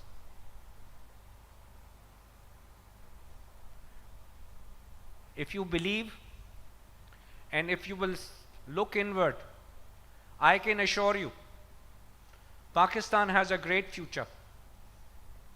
I am looking at you to take this economy from $350 billion to $1 trillion in next 10 years. Please commit that you would contribute to take this country forward, in your lifetimes, to be the 5th largest economy. I might not be there to see, but please commit to yourselves. You will work to take this country to its place where it belongs. And the place is, if we are the 5th populous country, we need to be the 5th largest country. I read a verse from Quran in 2016 which changed my life. I will read it to you, and I will request the President and the Chancellor also to please incorporate, if not there, tafsir of Quran in your classes to be read by you. Because I didn't read till very late in my life. And I read one verse, and I'll read it to you because that changed my life. And you will understand it, that will change your life also. The verse is, وَآتُوا الزَّكَاةَ, or zakat do. Wa karzul Allah. और कर्ज़ दो अल्लाह को, Curzon हसना, अच्छी तरह मगर कर्ज़ देना। मैंने ये आयत पढ़ी, मुझे समझ ना आई कि ज़कात इज़ फ़र्ज़, तो ज़कात फ़र्ज़ है तो ये अल्लाह को कर्ज़ कैसे हो गया? तो क्या मैं अगर अच्छी तरह ज़कात दूंगा तो क्या ये अल्लाह को कर्ज़ हो जाएगा? मुझे समझ ना आया। मैं मुफ्ती के पास गया, मुफ्ती साहब ने मुझे कहा कि आपका योर क्वेश्चन इज़ राइट, ज़कात तो फ़र्ज़ है, बट ज़कात के बाद आप कुछ भी अल्लाह की रज़ा के लिए खर्चोगे, कुछ भी अल्लाह की रज़ा के लिए खर्चोगे और अच्छी तरह, तो ये अल्लाह को कर्ज़ दे रहे हो। तो अल्लाह ताला अपने लोगों से इतना प्यार करते हैं कि वो कहते हैं कि जो लोग दुआ कर रहे हैं अल्लाह से, उनके लिए रास्ता अल्लाह दुनिया में ढूंढता है। और अगर आप अपनी ज़कात के अलावा जो खर्च करते हैं अल्लाह की रज़ा और अल्लाह की खुशी के लिए, वो जो खर्च है वो आप अल्लाह को कर्ज़ दे रहे हैं, क्योंकि वो दुआ अल्लाह से कर रहे हैं मगर अच्छी तरह। That changed my life, and I committed that I will give 50% of my income over and above zakat every year, सिर्फ अल्लाह की रज़ा के लिए। And that changed my life. And I'm telling you, the more I spend, it grows. And it's not only money. It's not only money. Whatever you can do, be it services in your lives, be it supporting your fellow friends, be it supporting other students. You're starting your life. I started with 10%. I moved now to 50%. And I'm saying, Allah Ta'ala अगर राज़ी हो जाएं हमारे मुल्क से भी, तो हमारे मुल्क को कोई रोक नहीं सकता, बिकॉज आप किसी से कम नहीं हैं। I am proud of you, I am proud of Pakistan, and I am a proud Pakistani. Pakistan जिंदाबाद।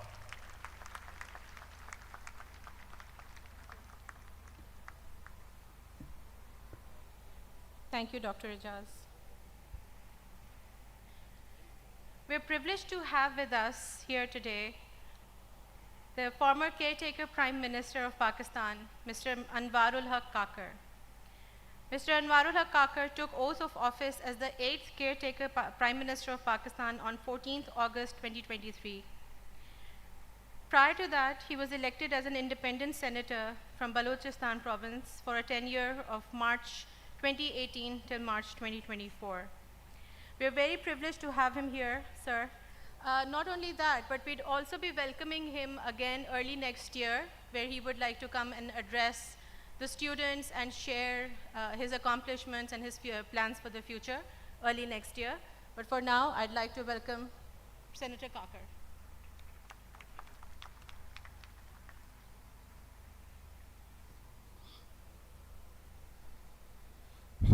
Bismillah ar-Rahman ar-Rahim. First of all, I would like to thank Mr. Bashir Jan, whom I was first introduced by my colleague Gohar Ejaz, and I welcome my younger brother and friend, Governor Sindh, Mr. Kamran Tessori. While all of them were speaking, I just recalled one of my interaction with Bill Gates when I was there to address a new NGA. And I told him that, Bill, you know, you're not known for what you have earned, but you're known for what you spend. And while they were talking, I just realized that this cycle is not complete. You earn, you spend, and you earn more. And what do you earn more? You earn in terms of material benefit. You spend it for emotional and spiritual reasons. And you earn honor. You are an honorable man, Mr. Bashir Jan, and Gohar and the rest and others. I get energized when I'm amongst the youth. I seek inspiration, I get more stimulated, my thought process becomes more refined when I see young faces like yourself. It's all energy. You are filled with your vigor, with your youth, and with a formal education, that vigor and that youth gets channelized. I will congratulate the parents who have invested in you, who have believed in you, who have dreamt about you, whose future aspirations are directly linked with your accomplishments. And it's such a beautiful relationship. It's like passing of a relay race mechanism from one generation to another. And the cycle goes on and on and on. While I stand here, I heard the recitation of Holy Quran from Surah Rahman. If we try to seek some inspiration from the scripture we have been bestowed with,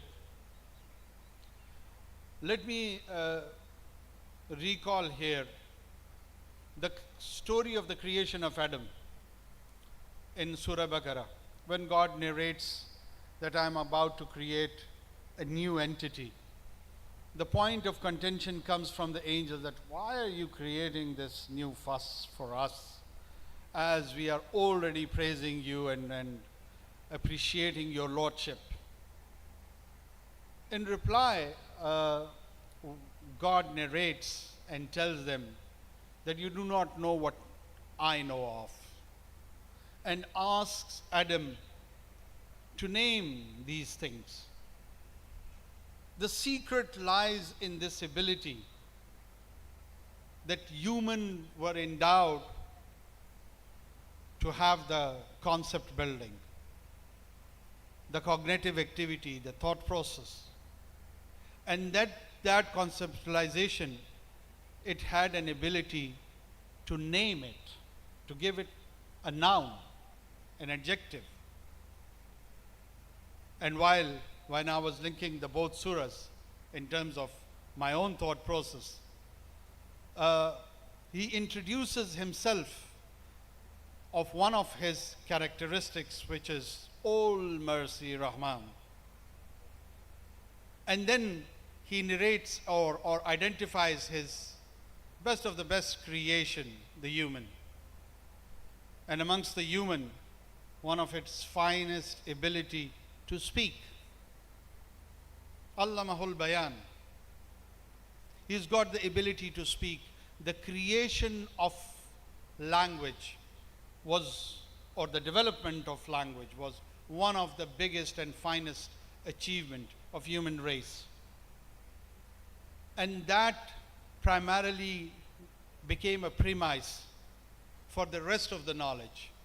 Scientific, social, philosophical, religion had to rely on this tool of language to express itself, to display itself. Allah himself says in Quran that I conveyed to you my message in this Arabic Quran. That language reliance for all the messages was done. Why I'm talking in so much generic term? Because we need to address despondency here, which probably we are facing in this generation or from the generation I belong to. What is Pakistan? Pakistan is our identity. And when we speak of identity, we do not only speak about a territory or about a race or about a religion or about a language. It is about the basic unit of the society, and that is individual. And you are that brick of the society, which would create that larger edifice, which we, in the Committee of Nations, we call Pakistan. So if you remove that one brick, the entire edifice gets imbalanced. अफराद के हाथों में है अक़वाम की तकदीर, हर फर्द है मिल्लत के मुक़द्दर का सितारा. That one individualism, no one should be undervalued or underestimated. We all vary in terms of role.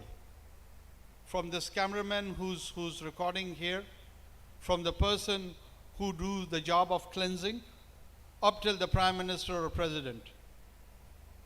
They are all contributing according to their ability and having a role. There is nothing privileged or special about it. That is the Pakistani dream. We need to realize that. We are privileged to be born.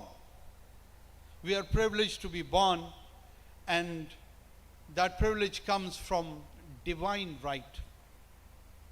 I used to wonder that in one of the verses in Yasin, God reminds us repeatedly that I've done a favor to you that you are born.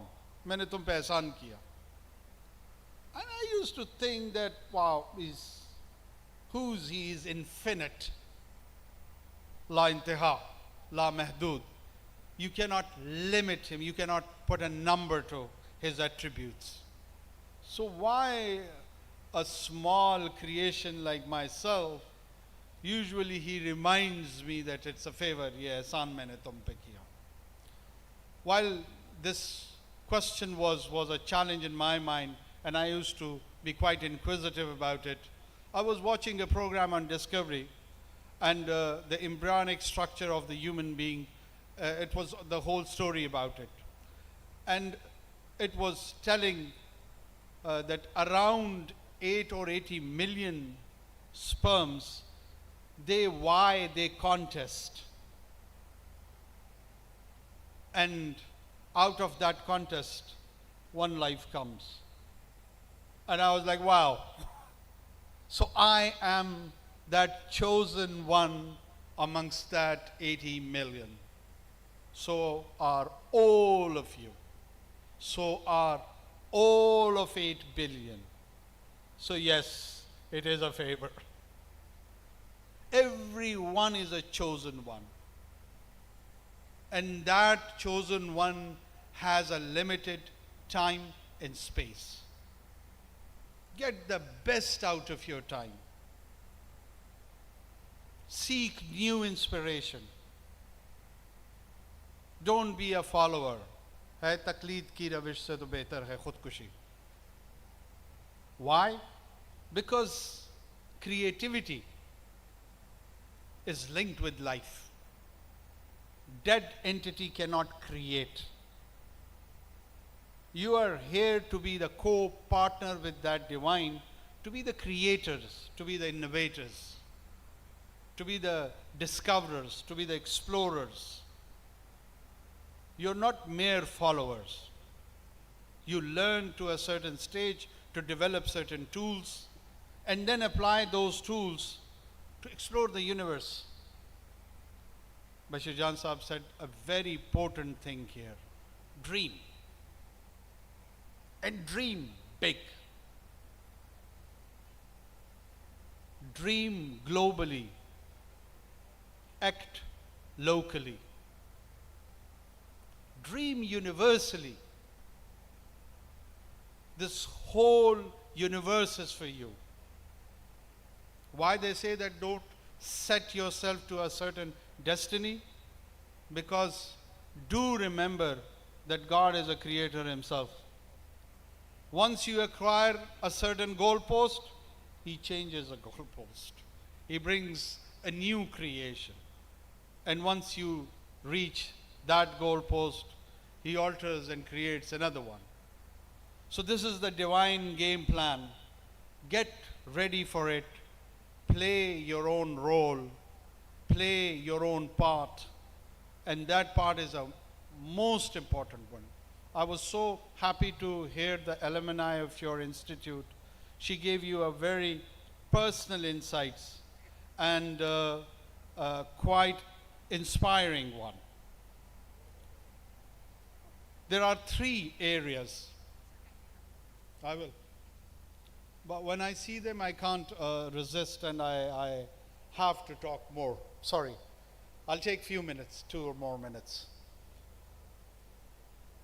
Quran has given you three ways to know or explore this universe.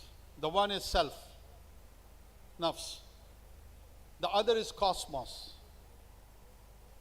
You have to observe the entire cosmos. And the third is to know through history. Qawm Hamud, Samud. It encourages you to read and explore the documented history.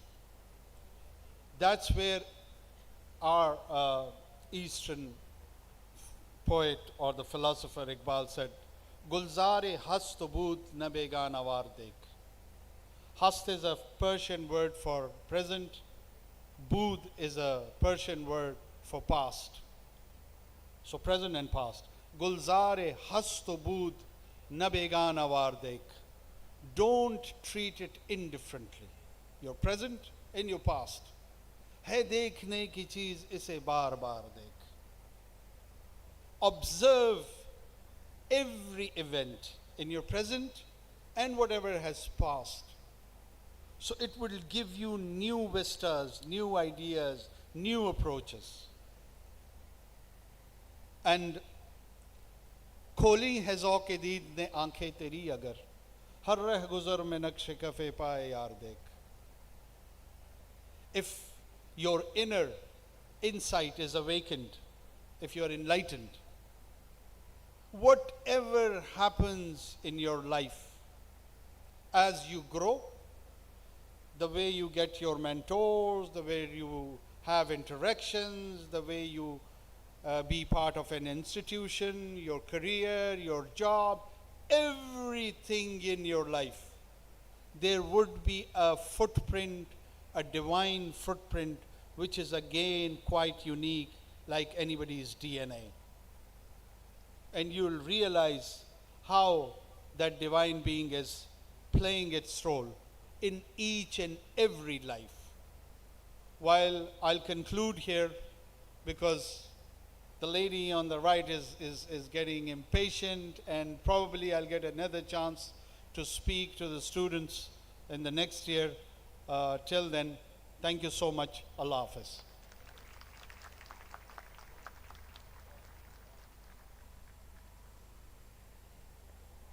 Thank you, Senator Saab. It is a distinct pleasure and honor to have amongst us Governor Sindh, Mr. Kamran Tessori. Mr. Kamran Tessori is a businessman par excellence and a Pakistani politician, and he has been Governor of Sindh since 9th October 2022. Sir, I welcome you to the stage.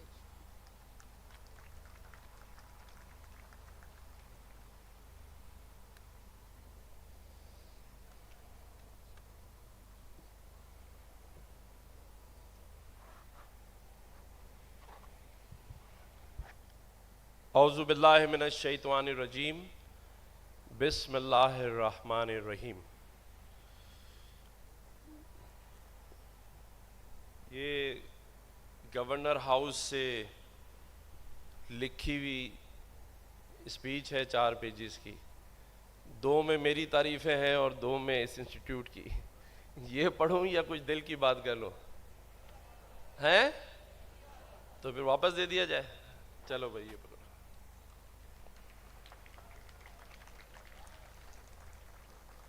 आज का दिन हम सबसे ज़्यादा खुशी का, इत्मीनान का, आपकी ज़िंदगी में नए आगाज़ का, आज के इस इख्तिताम का, अगर कोई सबसे ज़्यादा तालियों का हकदार है तो वो ये जो पीछे आपके पेरेंट्स बैठे हैं वो है। वो इसलिए कि आज आपको वो दिन भी याद करना चाहिए जब पहली क्लास, पहला दिन स्कूल का یہ انگلی پکڑ کر لے کر جاتے تھے. جب سے اب تک آپ کے لیے پریشان ہے, اور آج بھی جب یہاں آپ کی ایک سفر کا اختتام اور دوسرے کا آغاز ہو رہا ہے, تو یہی والدین ہیں جو اللہ کے آگے دعا گو ہیں آپ کے مستقبل کے لیے. اور اس کے بعد اگر تالیوں کے کوئی حقدار ہیں تو میرے سیدھے اور الٹے ہاتھ پر بیٹھے ہوئی جو آپ کی فیکلٹی, آپ کے پروفیسرز, آپ کے اساتذہ, اور یہاں اسٹیج پر بیٹھے ہوئے وہ لوگ جنہوں نے آپ کی زندگی کو اور بہتر سے بہترین بنانے کے لیے اہم کردار ادا کیا ہے. اور اگر میں آج کے دن اس یونیورسٹی میں کھڑے ہو کر ہمارے اور آپ سب کے بڑے شاہجہان کریم صاحب کا ذکر نہ کروں تو ناانصافی ہوگی. تو میں چاہتا ہوں ان کے لیے بھی بہت ساری تالیاں ہونی چاہیے, کیونکہ اس کی بنیاد, اس کو آگے لے کر جانا اور پھر ایک نام بنانا, یہ ایک مشکل کام ہوتا ہے. اللہ تعالیٰ ان کے درجات کو بلند کرے, اور آج ان کے جو صاحبزادے طالب کریم صاحب ہیں ان کو بھی یہ ہمت دے کہ وہ اپنے والد صاحب کے نقش قدم پر چلتے ہوئے اس ادارے کے لیے اور بڑا نام پیدا کریں. آج میں نے طالب کریم صاحب کو کہا ہے کہ میری خواہش ہے کہ بحیثیت گورنر سندھ میں شاہجہان کریم صاحب کا نام ہلال امتیاز کے لیے پریزیڈنٹ آف پاکستان کو ریکمینڈ کروں. یہاں مجھ سے پہلے جن دو شخصیات نے آپ سے بات کی, میرے بھائی, میرے دوست گوہر اعجاز بھائی نے, اور ہمارے اور آپ سب کے ہر دل عزیز انوار کاکڑ صاحب نے, تو وہ جو باتیں ان دونوں حضرات نے کی ہیں تو وہ میں سن رہا تھا, وہ آپ کے مستقبل کے لیے, آپ کے لیے جو ان کی باتیں ہیں ان کی بڑی اہمیت ہونی چاہیے آپ کی زندگی میں. لیکن ان کی باتوں کے بعد میں وہاں بیٹھ کے یہ سوچ رہا تھا کہ جب ان دونوں بڑے بھائیوں نے ساری بات کر لی تو میں اس میں سے کیا بات ڈھونڈوں. تو مجھے بڑی دیر سمجھ نہیں آیا, لیکن میں نے کہا چلیں اب موقع مل ہی گیا ہے تو میں آپ لوگوں سے صرف دو باتیں کروں. کرنا کیا ہے, کیسے آگے بڑھنا ہے. اگر آپ حکومت کی طرف دیکھیں گے تو کسی شاعر نے خوب کہا, دل کی بات ہے اس لیے کہہ رہا ہوں, میڈیا کھڑا ہے پھر وہ کہتے ہیں یار یہ گورنر کیسی باتیں کرتا ہے, لیکن شاعر کہتا ہے اس پاکستان کے لیے شاید کہ ایک عمر سے فریب سفر کھا رہا ہوں میں, ایک عمر سے فریب سفر کھا رہا ہوں میں, معلوم ہی نہیں کہ کدھر جا رہا ہوں. ہے یعنی 77 سال ملک بنے ہوئے ہو گئے, بنانے والی شخصیات کا نام لوں تو دنیا ان سے متاثر ہے.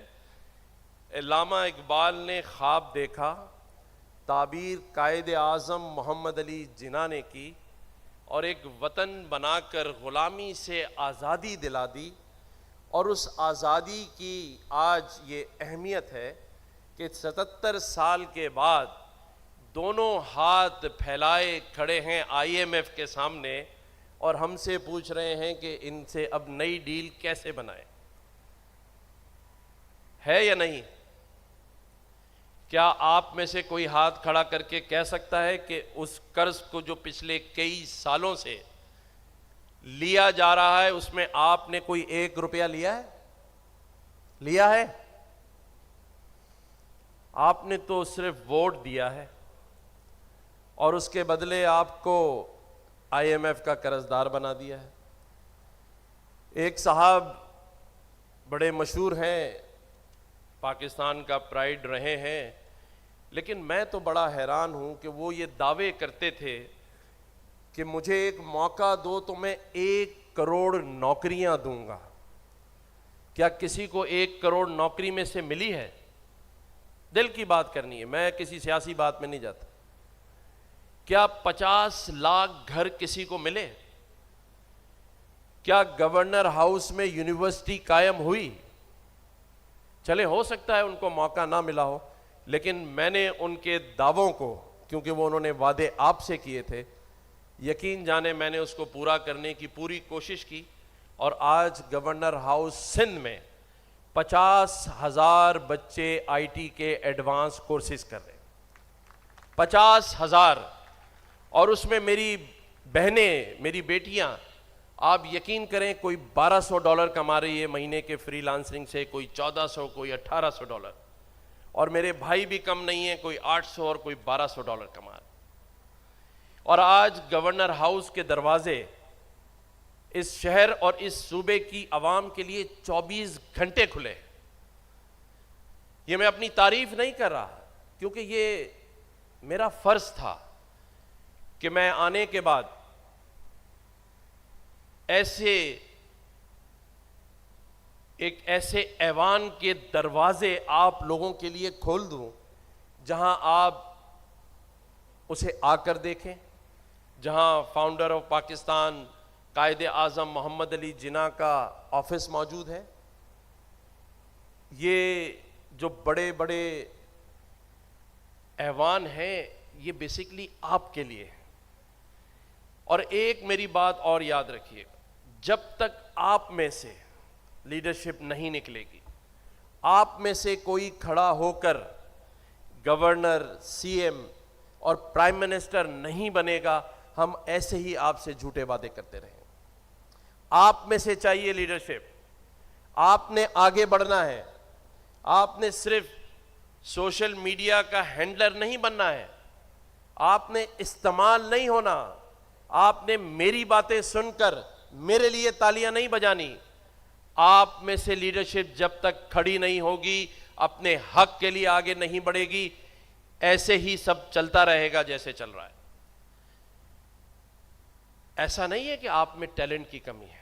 ایسا نہیں ہے کہ میرا کسی پاکستانی، میرا بھائی، میری بہن کچھ کر نہیں سکتے. سب کچھ آپ کر سکتے ہیں اگر آپ کو وسائل مہیا کیے جائیں. یہ میرے بزرگ بڑے بیٹھے ہیں پیچھے. یہ شہر کراچی، وہ کہتے ہیں نا کہ آپ کے چہرے پہ سب سے زیادہ جو واضح چیز ہے، جو نمایاں چیز ہے، وہ کیا ہے؟ میرے حساب سے آپ کی یہ نوز، آپ کی ناک، تو پورے پاکستان کی جو ناک ہے وہ یہ شہر کراچی ہے. لیکن کیا اس شہر میں جو میرے بزرگ پیچھے بیٹھے ہیں یہ کہہ سکتے ہیں کہ پچھلے کئی سالوں سے اس شہر میں ہر گلی، ہر سڑک پر کچرا پڑا ہوا ہے؟ آج تک اس شہر سے کچرا اٹھانے کا نظام وضع نہیں کیا گیا. کیا اس شہر میں جو کہ معیشت کا شہر ہے کراچی، کیا یہاں پانی آپ کے گھروں میں آ رہا ہے؟ کیا آپ کو سستی بجلی مل رہی ہے؟ کیا آپ کو گیس مل رہی ہے؟ مل رہی ہے؟ دیکھیں، مجھے پتا ہے نا کہ یہ میری بہنیں کس طرح سردیوں میں گیس کے چولہے آپ کے لیے نہیں جلا سکتی. کیا جن کے ہاتھوں میں آج ڈگری ہے ان کو اچھا روزگار مل رہا ہے؟ کیا آپ کا کل کے دن سے نیا جو سفر کا آغاز ہے اس میں ہر ایک کو 6-6 7 یہاں کے جو بزنس ہاؤسز ہیں ان کی آفرز موجود ہیں؟ تو ٹیلنٹ کی کمی تو نہیں ہے.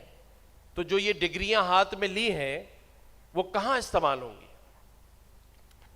ہاں، اگر پاکستانیوں کے ٹیلنٹ دیکھنے ہیں تو مجھے یو اے ای کے ایمبیسڈر نے خود بتایا کہ یہ جو ہماری ایمریٹس ایئر لائن ہے اس کے بورڈنگ کارڈ پر جو ای کے لکھا ہوا ہے، اس میں ای سے ایمریٹس اور کے سے، ذرا زور سے بولے، کیا ہے؟ کراچی.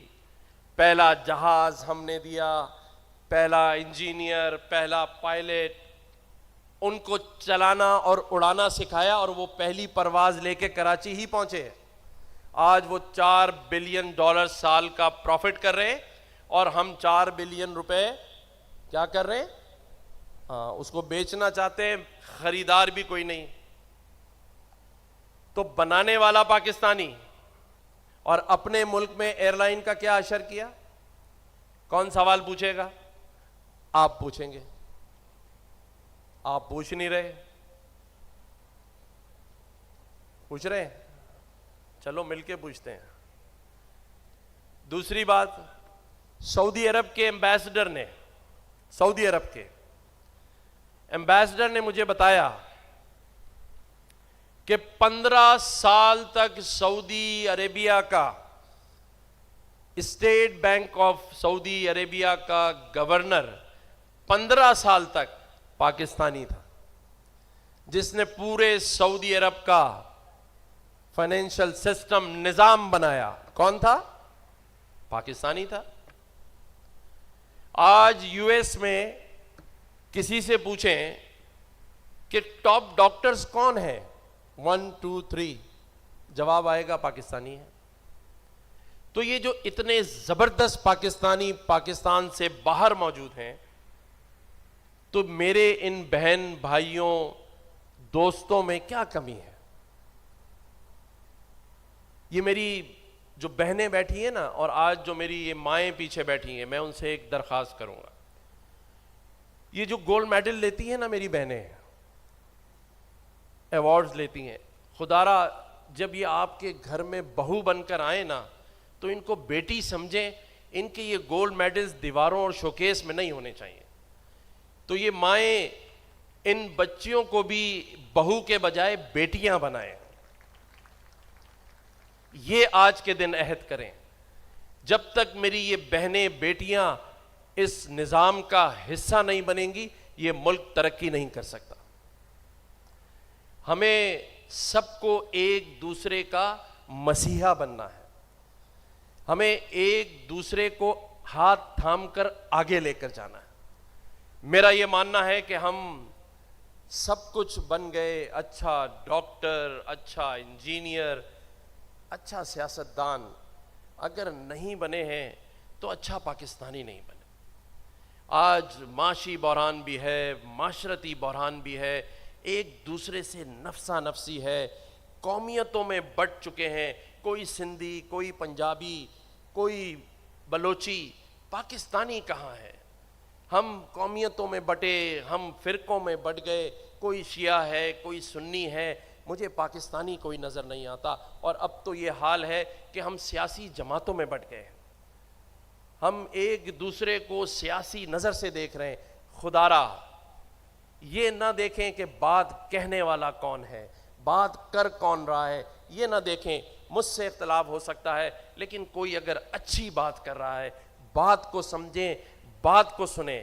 میری نظر میں یہ نہ دیکھیں کہ اس کا کس سیاسی جماعت سے تعلق ہے, یہ کون سی حکمران پارٹی کا نمائندہ ہے. یہ سمجھنے کی کوشش کریں کہ اگر یہاں کھڑے شخص نے ایک بات بھی اچھی کی ہے تو اس پر عمل کرنے کی کوشش کریں. باتوں کی اہمیت کو سمجھنا ہے. ہمیں سیاستدانوں نے آپس میں لڑا دیا ہے, ہم خود اس لڑائی کا شکار ہیں, لیکن اس کے بدلے ہوا کیا ہے؟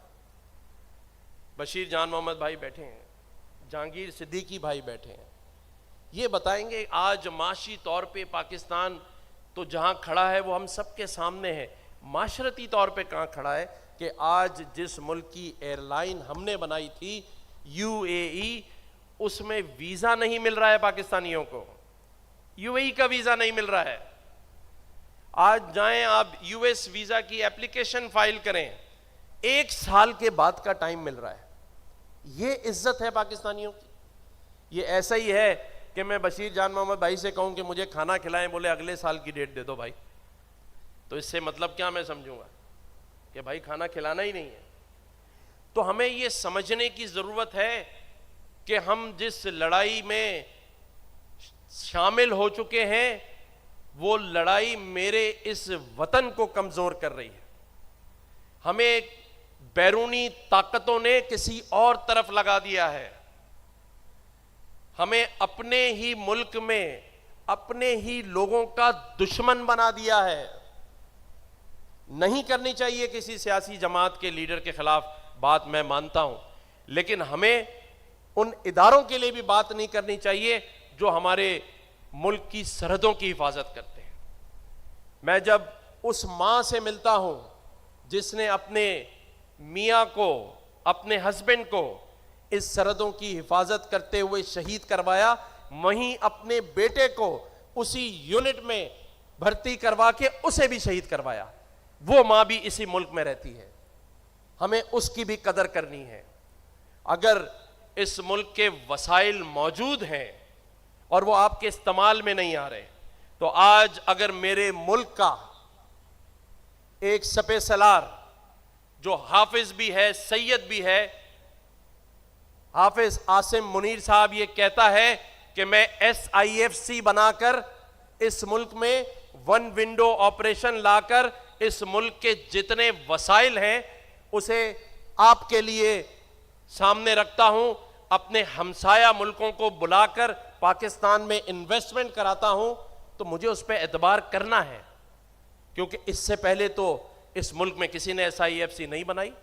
اس ملک میں لاکھوں ایکڑ زرعی اراضی وڈیروں کے ہاتھوں میں تھی، اس کے قبضے سے چھڑا کر اگر میرے ملک کا سپہ سالار کہے گا کہ اس کو SIFC میں لاؤ، تو مجھے اور آپ کو اس پہ اعتبار کرنا ہے، کیونکہ ہم اس ملک کی ترقی چاہتے ہیں. مجھے آپ کے مستقبل کی فکر ہے، اور یہ بات آج کہنے کا حق میں اس لیے رکھتا ہوں کہ میں نے ثابت کیا ہے اس گورنر ہاؤس کو 2 سالوں میں عوام کے لیے کھول کر. آج 2 سالوں میں 3.8 ملین 38 لاکھ لوگوں نے اس گورنر ہاؤس کو اندر سے دیکھا. 8.5 لاکھ راشن غریبوں میں بٹا ہے. آج آپ میں جتنے لوگ بیٹھے ہیں میں آپ کو دعوت دیتا ہوں، آپ کو میں گورنر ہاؤس انوائٹ کرتا ہوں. ایک ایک میرا نوجوان، ایک ایک میرا بھائی، ایک ایک میری بہن جو اپنے فیوچر سے مایوس ہو، اس کو راستہ نہ مل رہا ہو، اس کو راستے کی تلاش ہو، آپ گورنر ہاؤس آئیں، میری ٹیم اور میں آپ کے ساتھ بیٹھیں گے، آپ کو راستہ نکال کے دیں گے، آپ کے لیے فکر مند ہوں گے، آپ کے جذبات کی قدر کریں گے، آپ کو عزت دیں گے سیاست سے بالا تر ہو کر. سب سے پہلی آفر میں اپنے PTI کے دوستوں کو کروں گا، جو PTI کے سپورٹرز ہیں وہ سب سے پہلے آ جائیں میرے پاس اور بولیں، کیونکہ آپ میرے ہیں. میں آپ کو سیاست سے ڈیوائیڈ نہیں کروں گا. میرے لیے پہلے پاکستان ہے، میرے لیے پہلے مسلمان ہونا ہے، اور اس کے بعد مجھے اپنی تمام اقلیتوں، تمام مذاہب اور تمام عقیدوں کی عزت کرنی ہے. گورنر کا کام پولیٹیکل ہے. میں تمام سیاسی جماعتوں کے ساتھ کام کروں گا، ان کے نوجوانوں کے ساتھ، ان کے بھائیوں کے ساتھ اور بہنوں کے ساتھ بیٹھ کے، اور ہم ترقی ضرور کریں گے. یہ پاکستان ہمارا ہے، اس کے وسائل ہمارے ہیں، یہ آپ کے وسائل ہیں، لیکن ایک عہد آپ بھی کریں کہ صرف نوکریاں نہیں کرنی ہیں، صرف سرکاری اداروں میں نوکریاں نہیں مانگنی ہیں، کہیں جا کے جاب کے لیے اپلائی وہ کریں، لیکن اس نظام کا حصہ بھی بننا ہے. لیڈرشپ چاہیے، آئیں آگے بڑھیں، سوچیں. اور ایک اور آخری بات کر کے میں اجازت لوں گا کہ آپ سب کچھ بن سکتے ہیں. میں مثال موجود ہوں. ایک لفظ ہے لا آف اٹریکشن، اس کو پازیٹیو رکھنا اپنی زندگی میں. جو بننا چاہتے ہو اس کا گول سیٹ کرو یار. 3 منزل کی عمارت بنانے کے لیے بھی پہلے پلاننگ کرنی پڑتی ہے، اس کی بنیاد کہ 3 منزلہ اس پہ کھڑی ہوگی یا نہیں ہوگی، اور 30 منزل تک جانا ہو تو اس کی پلاننگ ہوتی ہے. پلاننگ کرو، نظام، سسٹم، اور پھر عمارت کھڑی کرو. یہ بغیر سوچے سمجھے پلاننگ کے جو عمارت کھڑی ہوتی ہے وہ جلدی گر جاتی ہے. جو بننا چاہتے ہو اس کو سوچتے رہو، ایک کسی چیز کے اندر فوکس کرنا ہے، اور پھر جو ہو اس میں اللہ کا شکر ادا کرو. جتنا اللہ کا شکر ادا کرو گے اللہ تعالیٰ اتنا تمہیں آگے بڑھاتا جائے گا. مایوس نہیں ہونا ہے. میں نے آپ کو راستہ بتا دیا ہے کہ اگر کوئی اپنے فیوچر سے مایوسی کی طرف جا رہا ہو، اسے बाहर पढ़ने जाना है, उसे इस मुल्क में कोई कारोबार करना है, इसे इस मुल्क के निज़ाम को समझना है, गवर्नर हाउस 24 घंटे आपकी खिदमत के लिए हाजिर है। अल्लाह ताला पाकिस्तान का हामी और नासिर हो। इस आखिरी शेर के साथ, क्योंकि ये बहुत सारे लोग यहाँ मौजूद हैं और मेरा मानना है कि जब ये काफ़िले की सूरत इख्तियार कर ले तो कोई चीज़ भी नामुमकिन नहीं है। इस पर शायर कहता है कि जब अपना काफ़िला अज़्मो यकीन से निकलेगा, जब अपना काफ़िला अज़्मो यकीन से निकलेगा, जहां से चाहेंगे रास्ता वहीं से निकलेगा। अल्लाह ताला पाकिस्तान का हामी और नासिर हो। पाकिस्तान पाइंदाबाद, पाकिस्तान जिंदाबाद।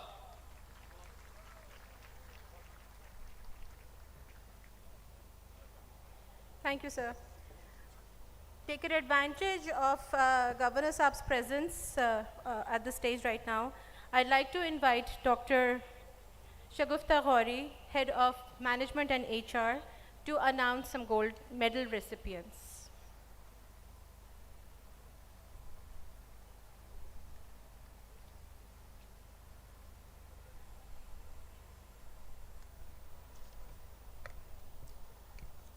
Thank you, Javeria. It is indeed an honor for me to announce the recipients of the gold medal. May I request Chancellor, President, Vice President FHE, and Chief Advisor IoBM to join us on the stage. I would like to invite Honorable Governor Sindh, Mr. Muhammad Kamran Tessori, to present Shahjaz Syed Karim Gold Medal to Rida Asif, BS Honours, Economics and Finance, CGPA 3.71.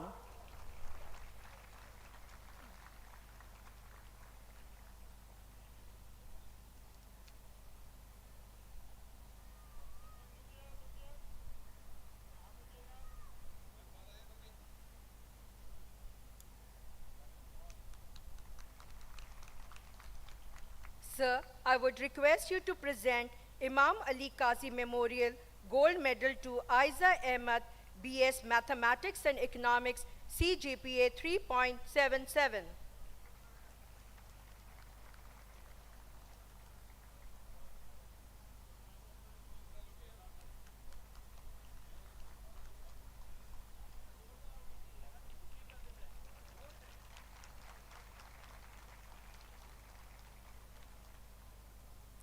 Kindly present EFU Life Assurance Gold Medal to Muhammad Faizan Abid, BS Actuarial Science and Risk Management, CGPA 3.67.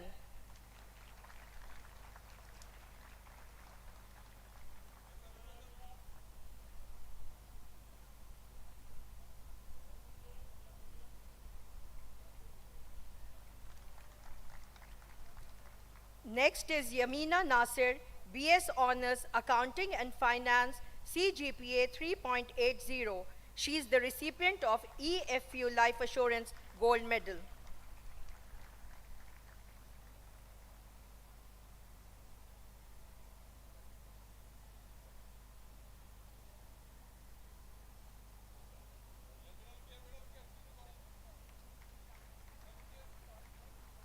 Thank you.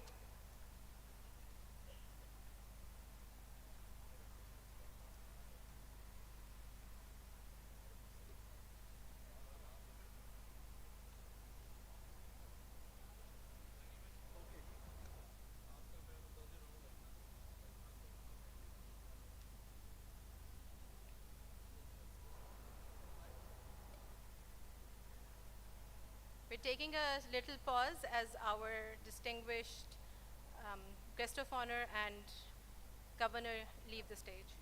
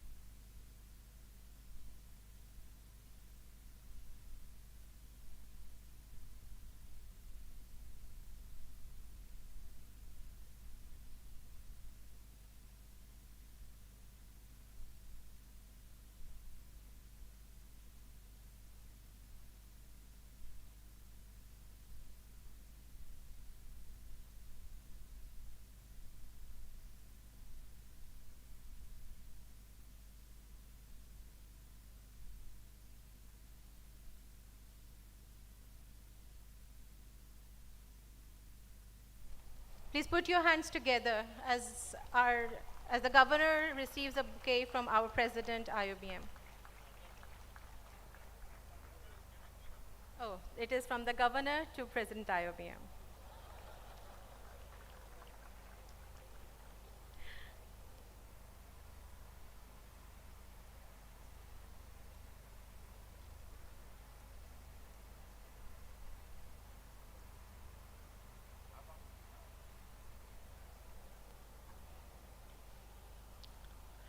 May I request Dr. Mohammad Kashif, Dean College of Business Management, to declare the conferment of the bachelor's degrees. Students are requested to rise as their programs are called out.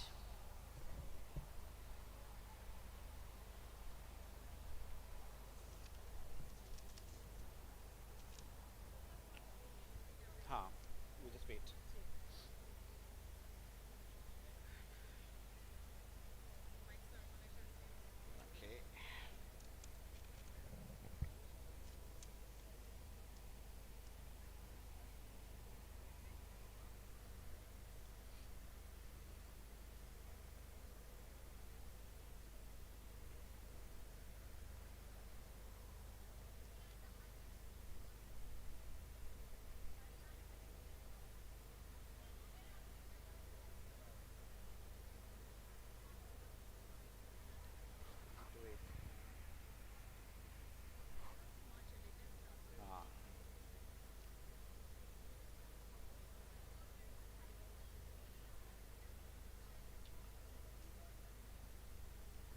Okay. Bismillahirrahmanirrahim. Assalamu alaikum. By virtue of authority vested in me by the Board of Governors of the Institute of Business Management and with the permission of the Chancellor of the Institute, I admit the following students to the degrees and status of BBA Honors,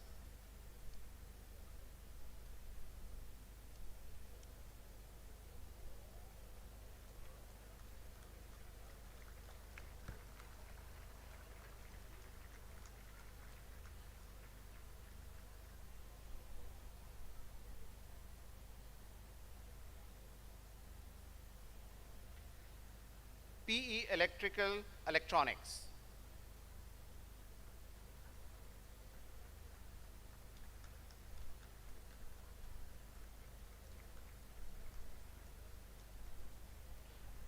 BS Actuarial Science and Risk Management,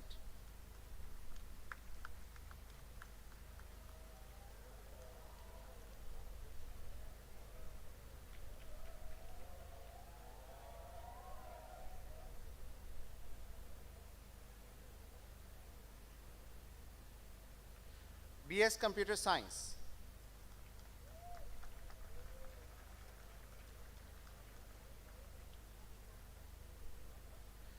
BS Data Science,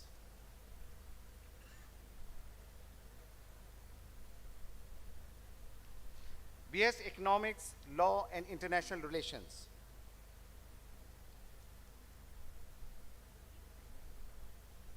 you keep standing, all the students. BS Economics, Media and International Relations,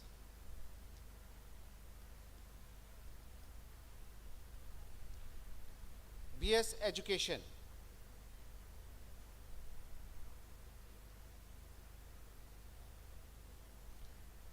BS Entrepreneurship,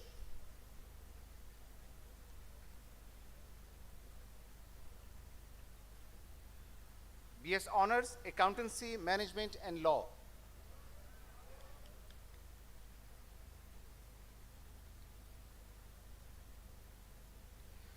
BS Honors, Accounting and Finance,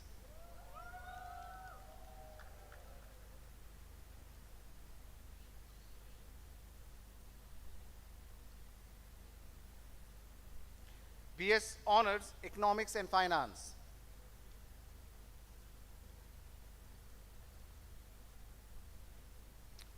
BS Honors, Business and Psychology,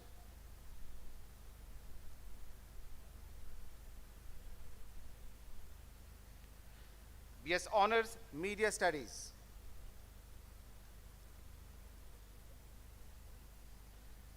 BS in Industrial Management,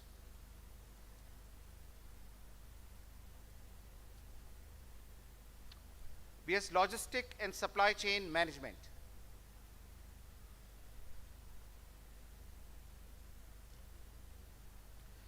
BS Mathematics and Economics,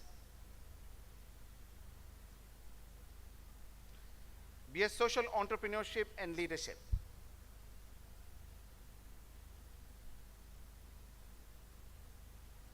B.Ed. Along with all privileges to which recipient of this degree and status is entitled in accordance with the statutes of this institute. Many congratulations to all graduates.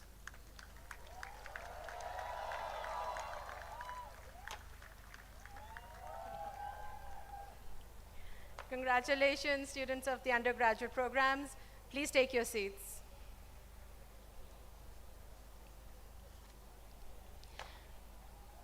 I would now like to request Dr. Tariq Rahim Sumro, Rector IoBM, to declare the conferment of master's degrees. Students are requested to rise as their programs are called out.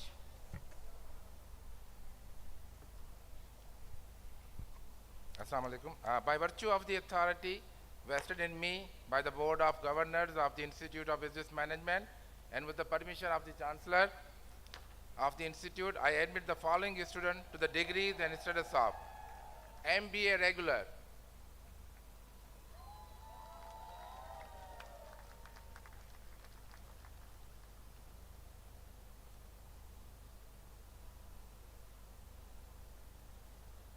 MBA Weekend,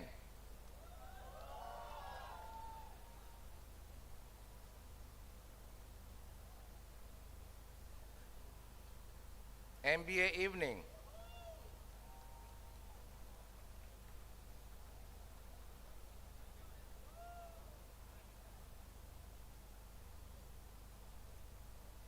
MBA Educational Management,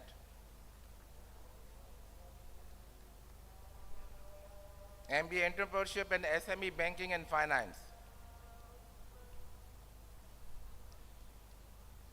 MBA Environment and Energy Management,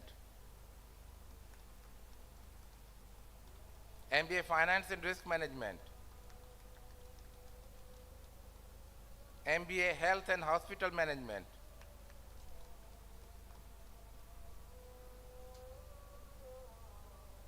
MBA Industrial Management, MBA Logistic and Supply Chain Management,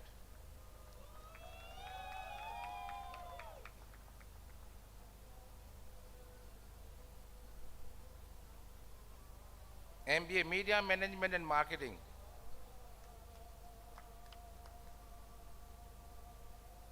MSc Organizational Psychology and HRM, along with all privileges to which recipient of this degree and status is entitled in accordance with the statutes of this institute. Congratulations to all.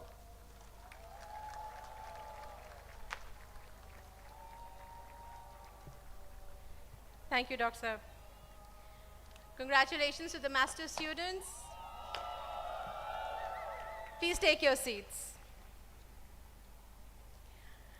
I'd like to request Dr. Mohammad Kashif to declare the conferment of MS MPhil degrees and to announce the names of the recipients of the degrees. I would invite Dr. Sara Wali Qazi and Dr. Kashif Imran to come to the stage. Thank you. By virtue of authority vested in me by the Board of Governors of the Institute of Business Management and with the permission of the Chancellor of the Institute, I admit the following students to the degrees and status of MS Economics,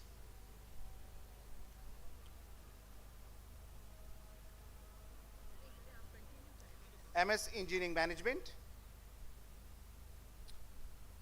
MS Statistics and Scientific Computing, MPhil Business Management,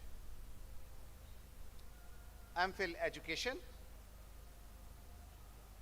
MPhil Organizational Psychology, along with all privileges to which the recipient of this degree and status is entitled in accordance with the statute of this institute.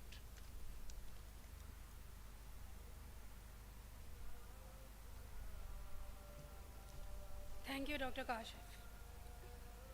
MPhil Business Management. Zainul Abdin. Hira Abdul Rauf.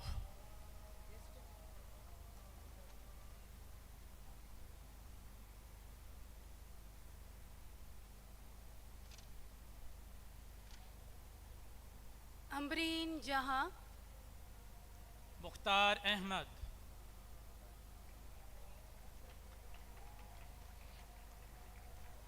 MPhil Organizational Psychology.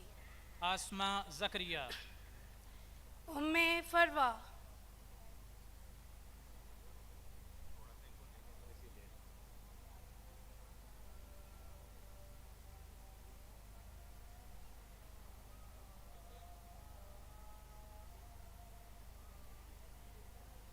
Sayyida Zoha Rasool.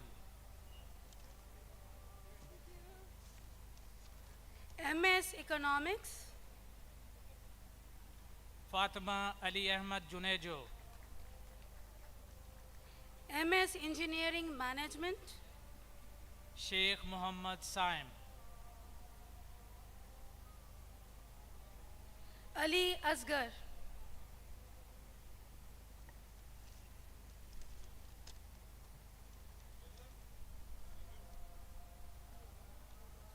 Congratulations.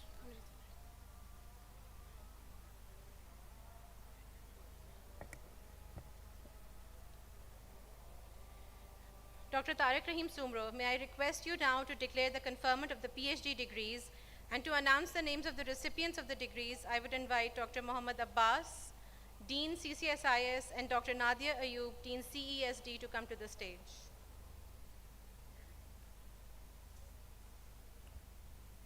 By virtue of the authority vested in me by the Board of Governors of the Institute of Business Management and with the permission of the Chancellor of the Institute, I admit the following students to the degrees and status of PhD Business Management, PhD Computer Science, PhD Economics, PhD Education, along with all privileges to which recipient of this degree and status is entitled in accordance with the statutes of this institute.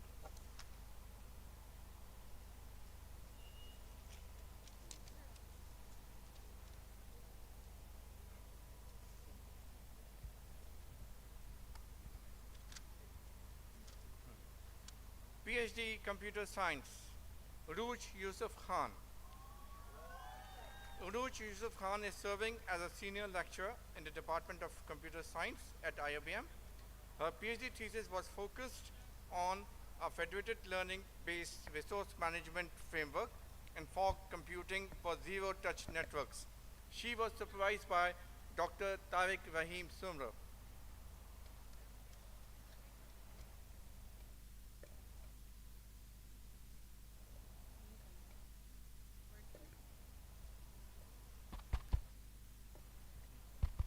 PhD Education, Dania Shoaib Khan. Dania Shoaib Khan is serving as an assistant professor, Muhammad Ali Jinnah University.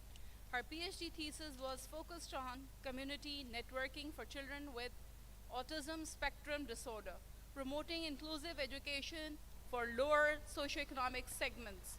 She was supervised by Dr. Zaira Habib.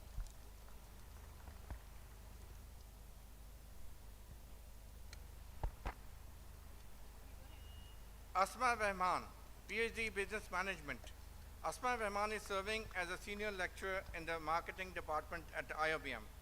Her PhD thesis was focused on examining brand resonance model and the contents of state-owned enterprises of Pakistan, modification and validation.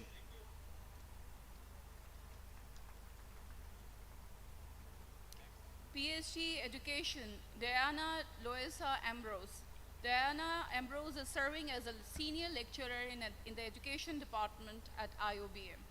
Her PhD thesis was focused on balancing work and family in the digital society, Pakistani women educational leaders' perspective and experiences. She is supervised by Dr. Kamal Ahmed Somro. Joshua Shahzadi.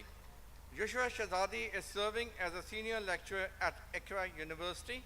Her PhD thesis was focused on measuring determinants of financial inclusion with the role of social networks and financial self-efficacy and its acceleration among adults. She was supervised by Dr. Karim Jamil. PhD Education, Shahid Iqbal. Shahid Iqbal is serving as a weapon engineering artificer, submarine squadron, Pakistan Navy Special Services Group. His PhD supervise was focused on an assessment of secondary school teachers' disaster preparedness using the comprehensive school safety framework in district Attak, Punjab, Pakistan. He was supervised by Dr. Sarwat Noman. PhD Economics, Mohammad Zubair. Mohammad Zubair is serving as an assistant professor in the economics department at IoBM.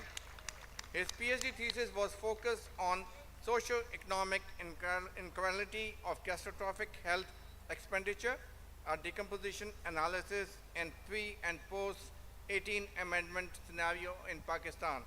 He was supervised by Dr. Syed. Ehsan Ahmed. Ehsan Ahmed is serving as the Director of Finance, College Education Department, Government of Sindh. His PhD thesis was focused on essays on non-linear empirical models of exchange rate for the economy of Pakistan. He was supervised by Dr. Shahida Wizara.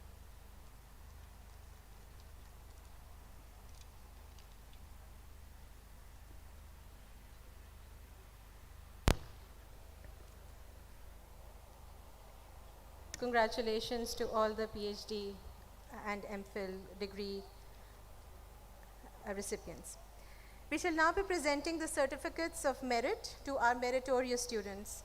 I will request Dr. Fariha Raza, Head of Marketing, and Mr. Muhammad Asghar, Head of Computer Sciences, to announce the names of the recipients of the merit certificates.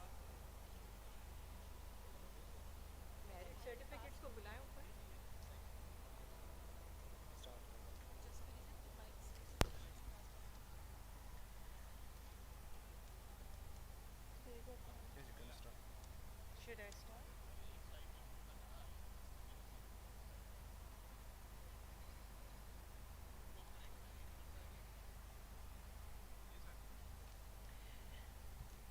BBA Honors, Aisha Khan. Haris Muhammad Shahid.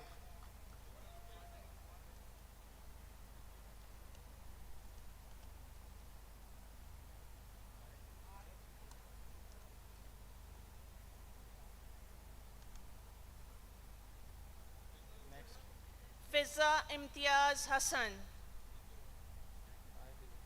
Amina Bhatt.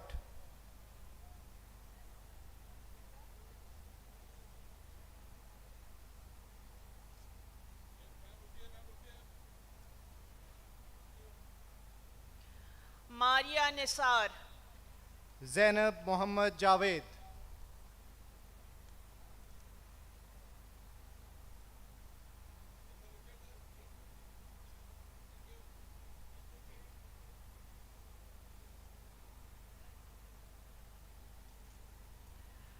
Shamikh Pervez. Hamza Ahmed Khan.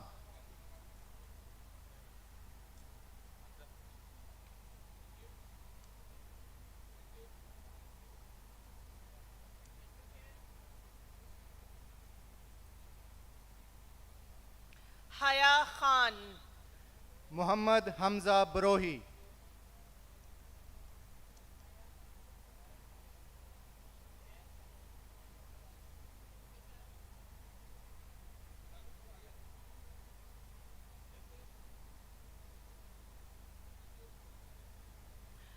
Aisha Abdul Samad. Khadija Siddiqui.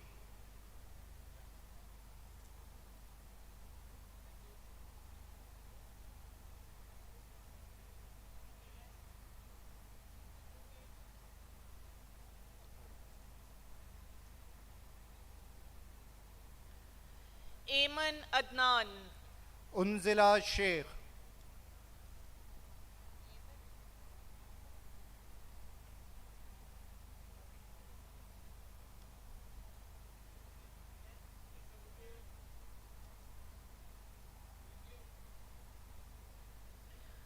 Maktuba Najmul Hassan, Sara Ghani,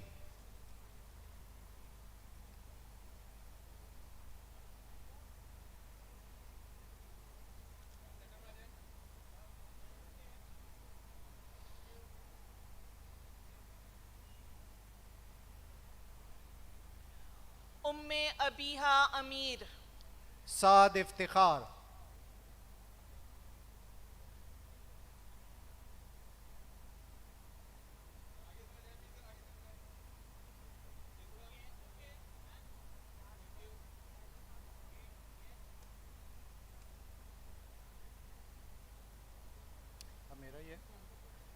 Ikra Fayaz Siddiqui,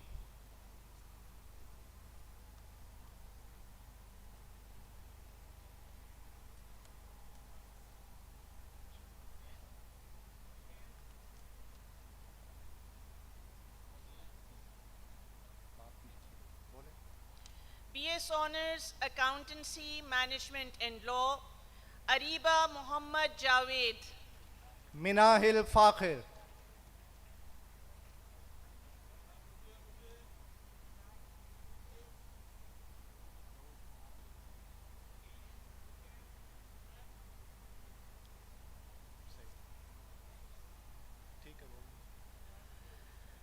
BS Computer Science, Mubashir Bhania, BS Honors and Accounting, BS Honors Accounting and Finance, Muhammad Ali Imran Mamsa,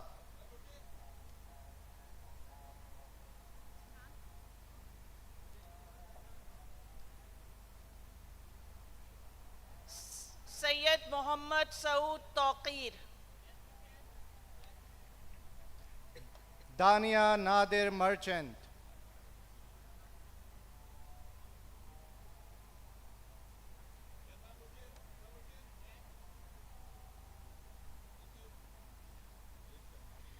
BS Social Entrepreneurship and Leadership, Hira Sohail, Asma Abdul Hafiz,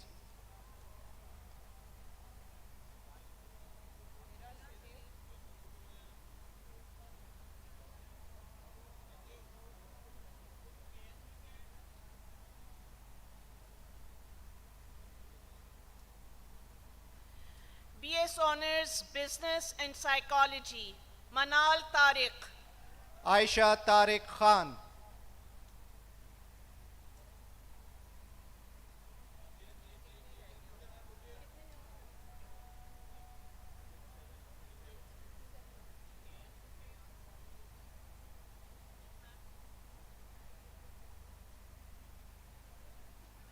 Sania Khalid, Fatima Ahmed,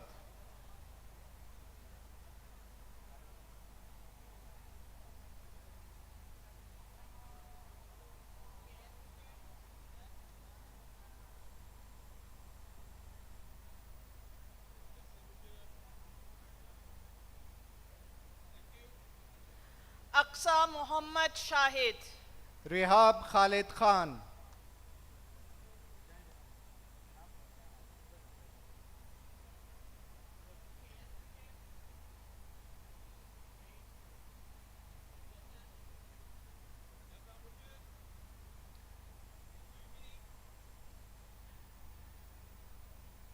BS Honors Economics and Finance, Ramsha Sheikh, BS Education Arwa Abbas,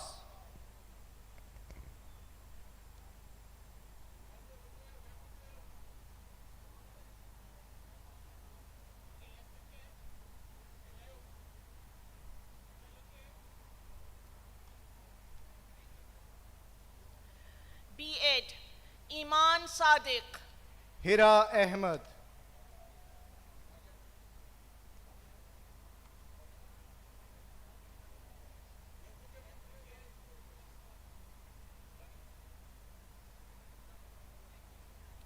PhD Education, Maria Ahmed,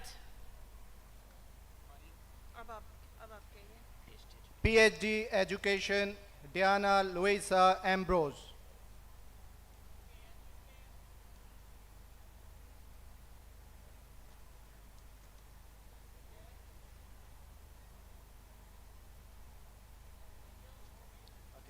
Dania Shoaib Khan.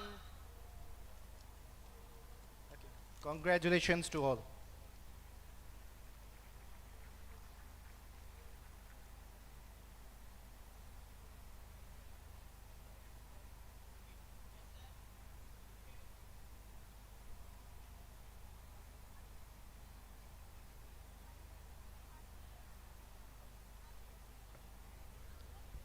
Congratulations to all meritorious students. We shall now be presenting the gold medals. May I request Dr. Shagufta Ghori, Head of Management and HR, to announce the names of the recipients.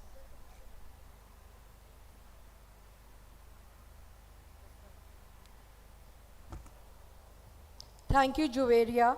It is indeed an honor for me to announce the recipients of the gold medals. I would like to invite Mrs. Shireen Rashid to present Janmohammad Daud Trust Gold Medal to Fatma Sarwar, BBA Honours, CGPA 3.83.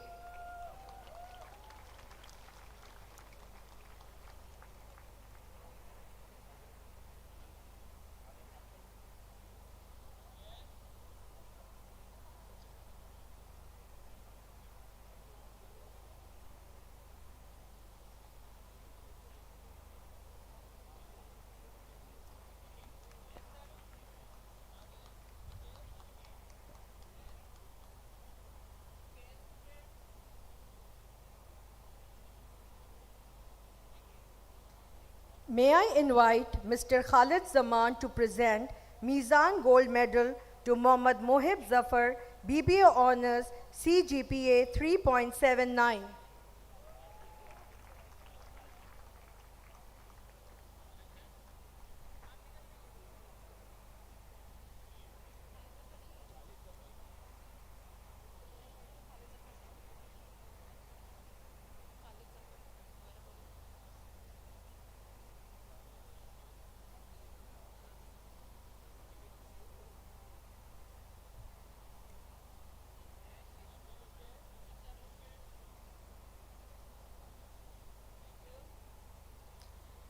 May I invite Dr. Gohar Ejaz to present Ghulam Farooq Gold Medal to Laiba Guldurani, BBA Honours, CGPA 3.72.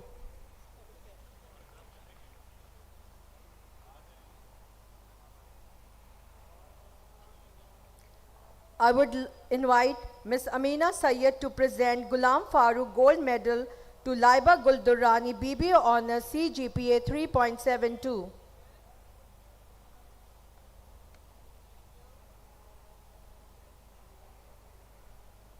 I would like to request Mr. Jahangir Siddiqui to join us on the stage to present Shan Foods Gold Medal to Tehreem, Doctor of Adil Ahmed Sheikh, BBA Honours, CGPA 3.71.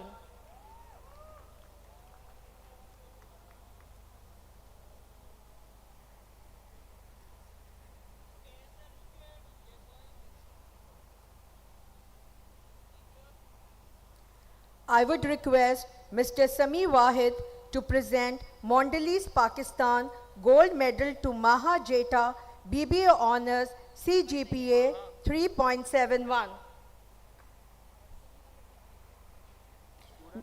May I request Bashir Janmohammad Saab to present the medal.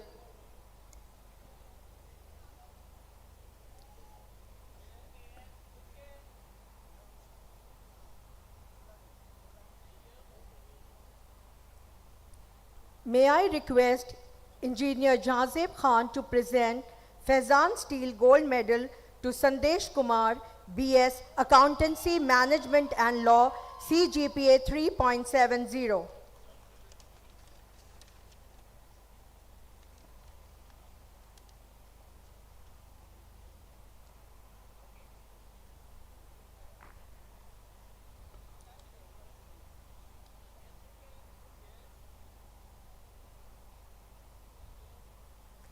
May I invite Mrs. Shakra Naeem to present Westbury Group of Companies Gold Medal to Sayyida Manahil Amin, BS Honours, Accounting and Finance, CGPA 3.74.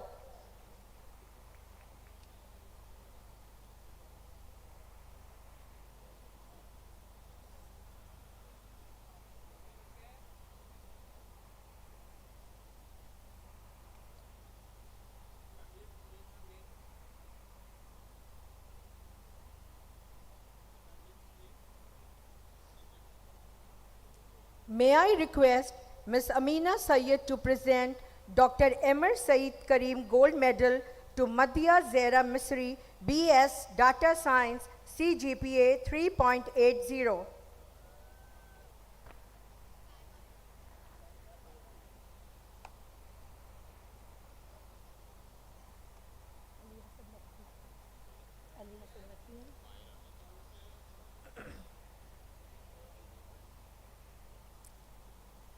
May I request Mr. Ali Hassan Naqvi to present Management Association of Pakistan Gold Medal to Myra Rais, BS Social Entrepreneurship and Leadership, CGPA 3.72.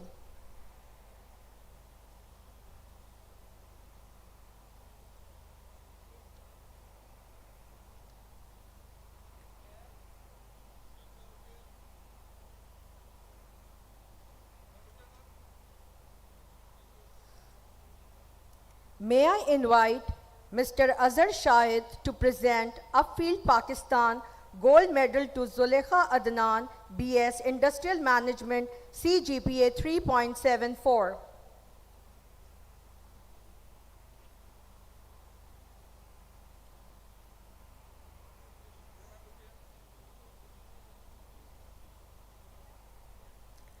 I would like to request Professor Dr. Naushad Sheikh to join us on the stage and present S.H. Hashmi Memorial Gold Medal to Alishba Khurshid, BS Economics, Law and International Relations, CGPA 3.65.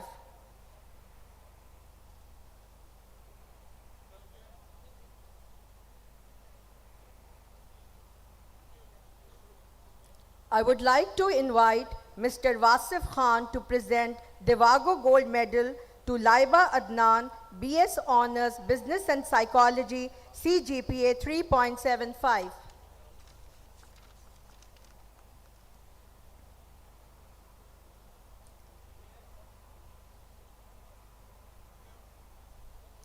I would like to invite Mr. Rashid Siddiqui to present Afif Packages Gold Medal to Isha Wahid, BS Logistics and Supply Chain Management, CGPA 3.73.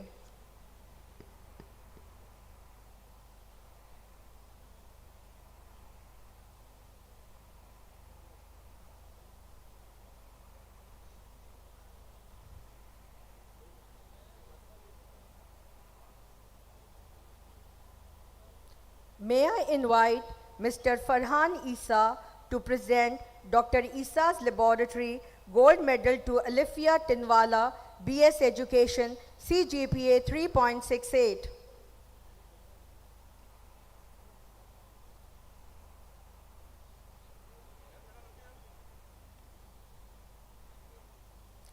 May I request Mr. Atif Ikram Sheikh to present Orient McCann Gold Medal to Lalit Kumar, MBA Weekend, CGPA 3.73.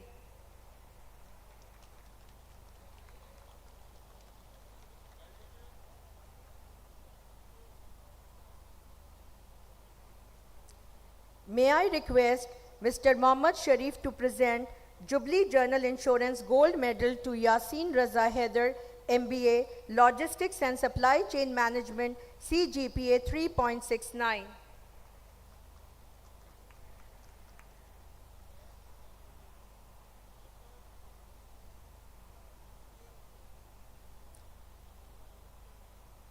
May I request Senator Anwaarul Haq Kakar to present Tabba Foundation Gold Medal to Muhammad Abbas, MSc in Organizational Psychology and HRM, CGPA 3.77. Dr. Sana Sadia is requested to receive the gold medal on his behalf. And I would request Bashir Janmohammad Saab to present.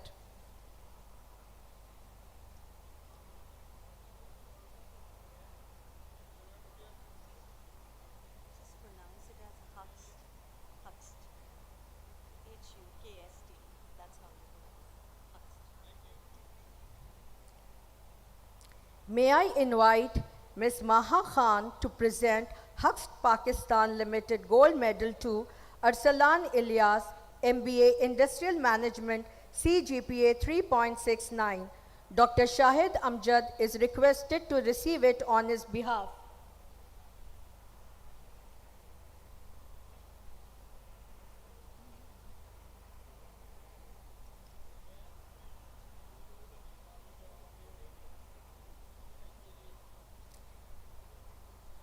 May I invite Mr. Salman Tufail to present Tufail Industries Gold Medal to Siddiqa Asim, BS Entrepreneurship, CGPA 3.61.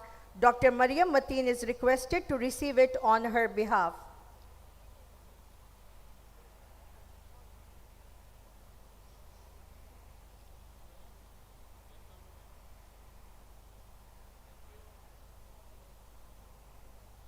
May I request Ms. Shaista Abdullah to present PayPal Gold Medal to Simran Ashok, BS Computer Science, CGPA 3.67.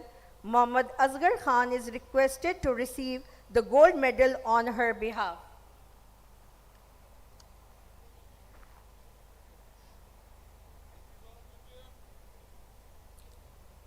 Thank you.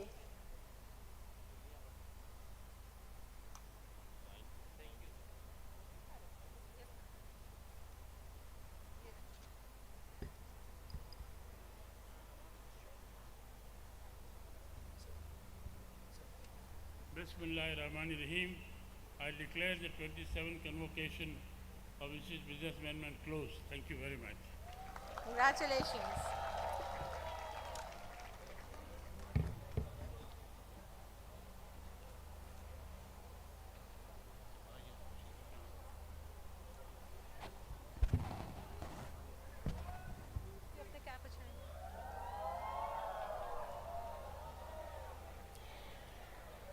The procession of dignitaries will now leave the marquee, led by the Board of Governors, the guests, followed by the faculty. The graduates and other guests are requested to remain seated until the procession exits the marquee. Please remain seated. Graduates, families, please remain seated while the procession exits the marquee. Parents at the back are requested to please take your seats and clear the aisles. Please clear the aisles while the procession exits.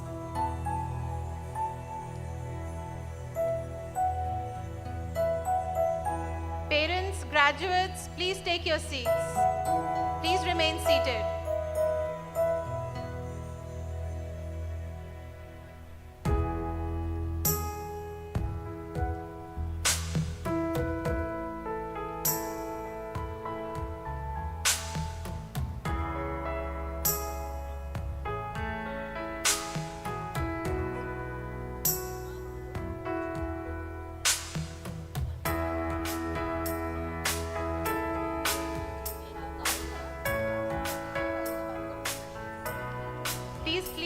Aisleways clear as the procession exits.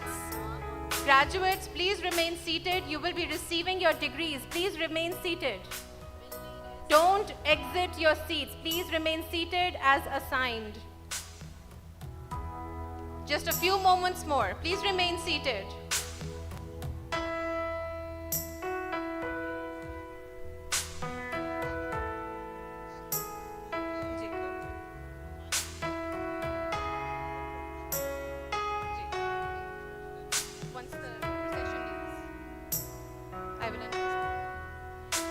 Graduates, please remain seated.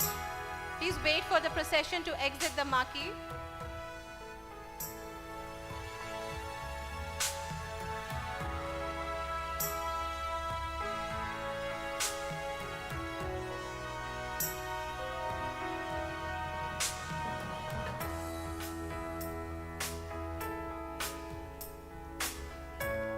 Now I would request your attention, please.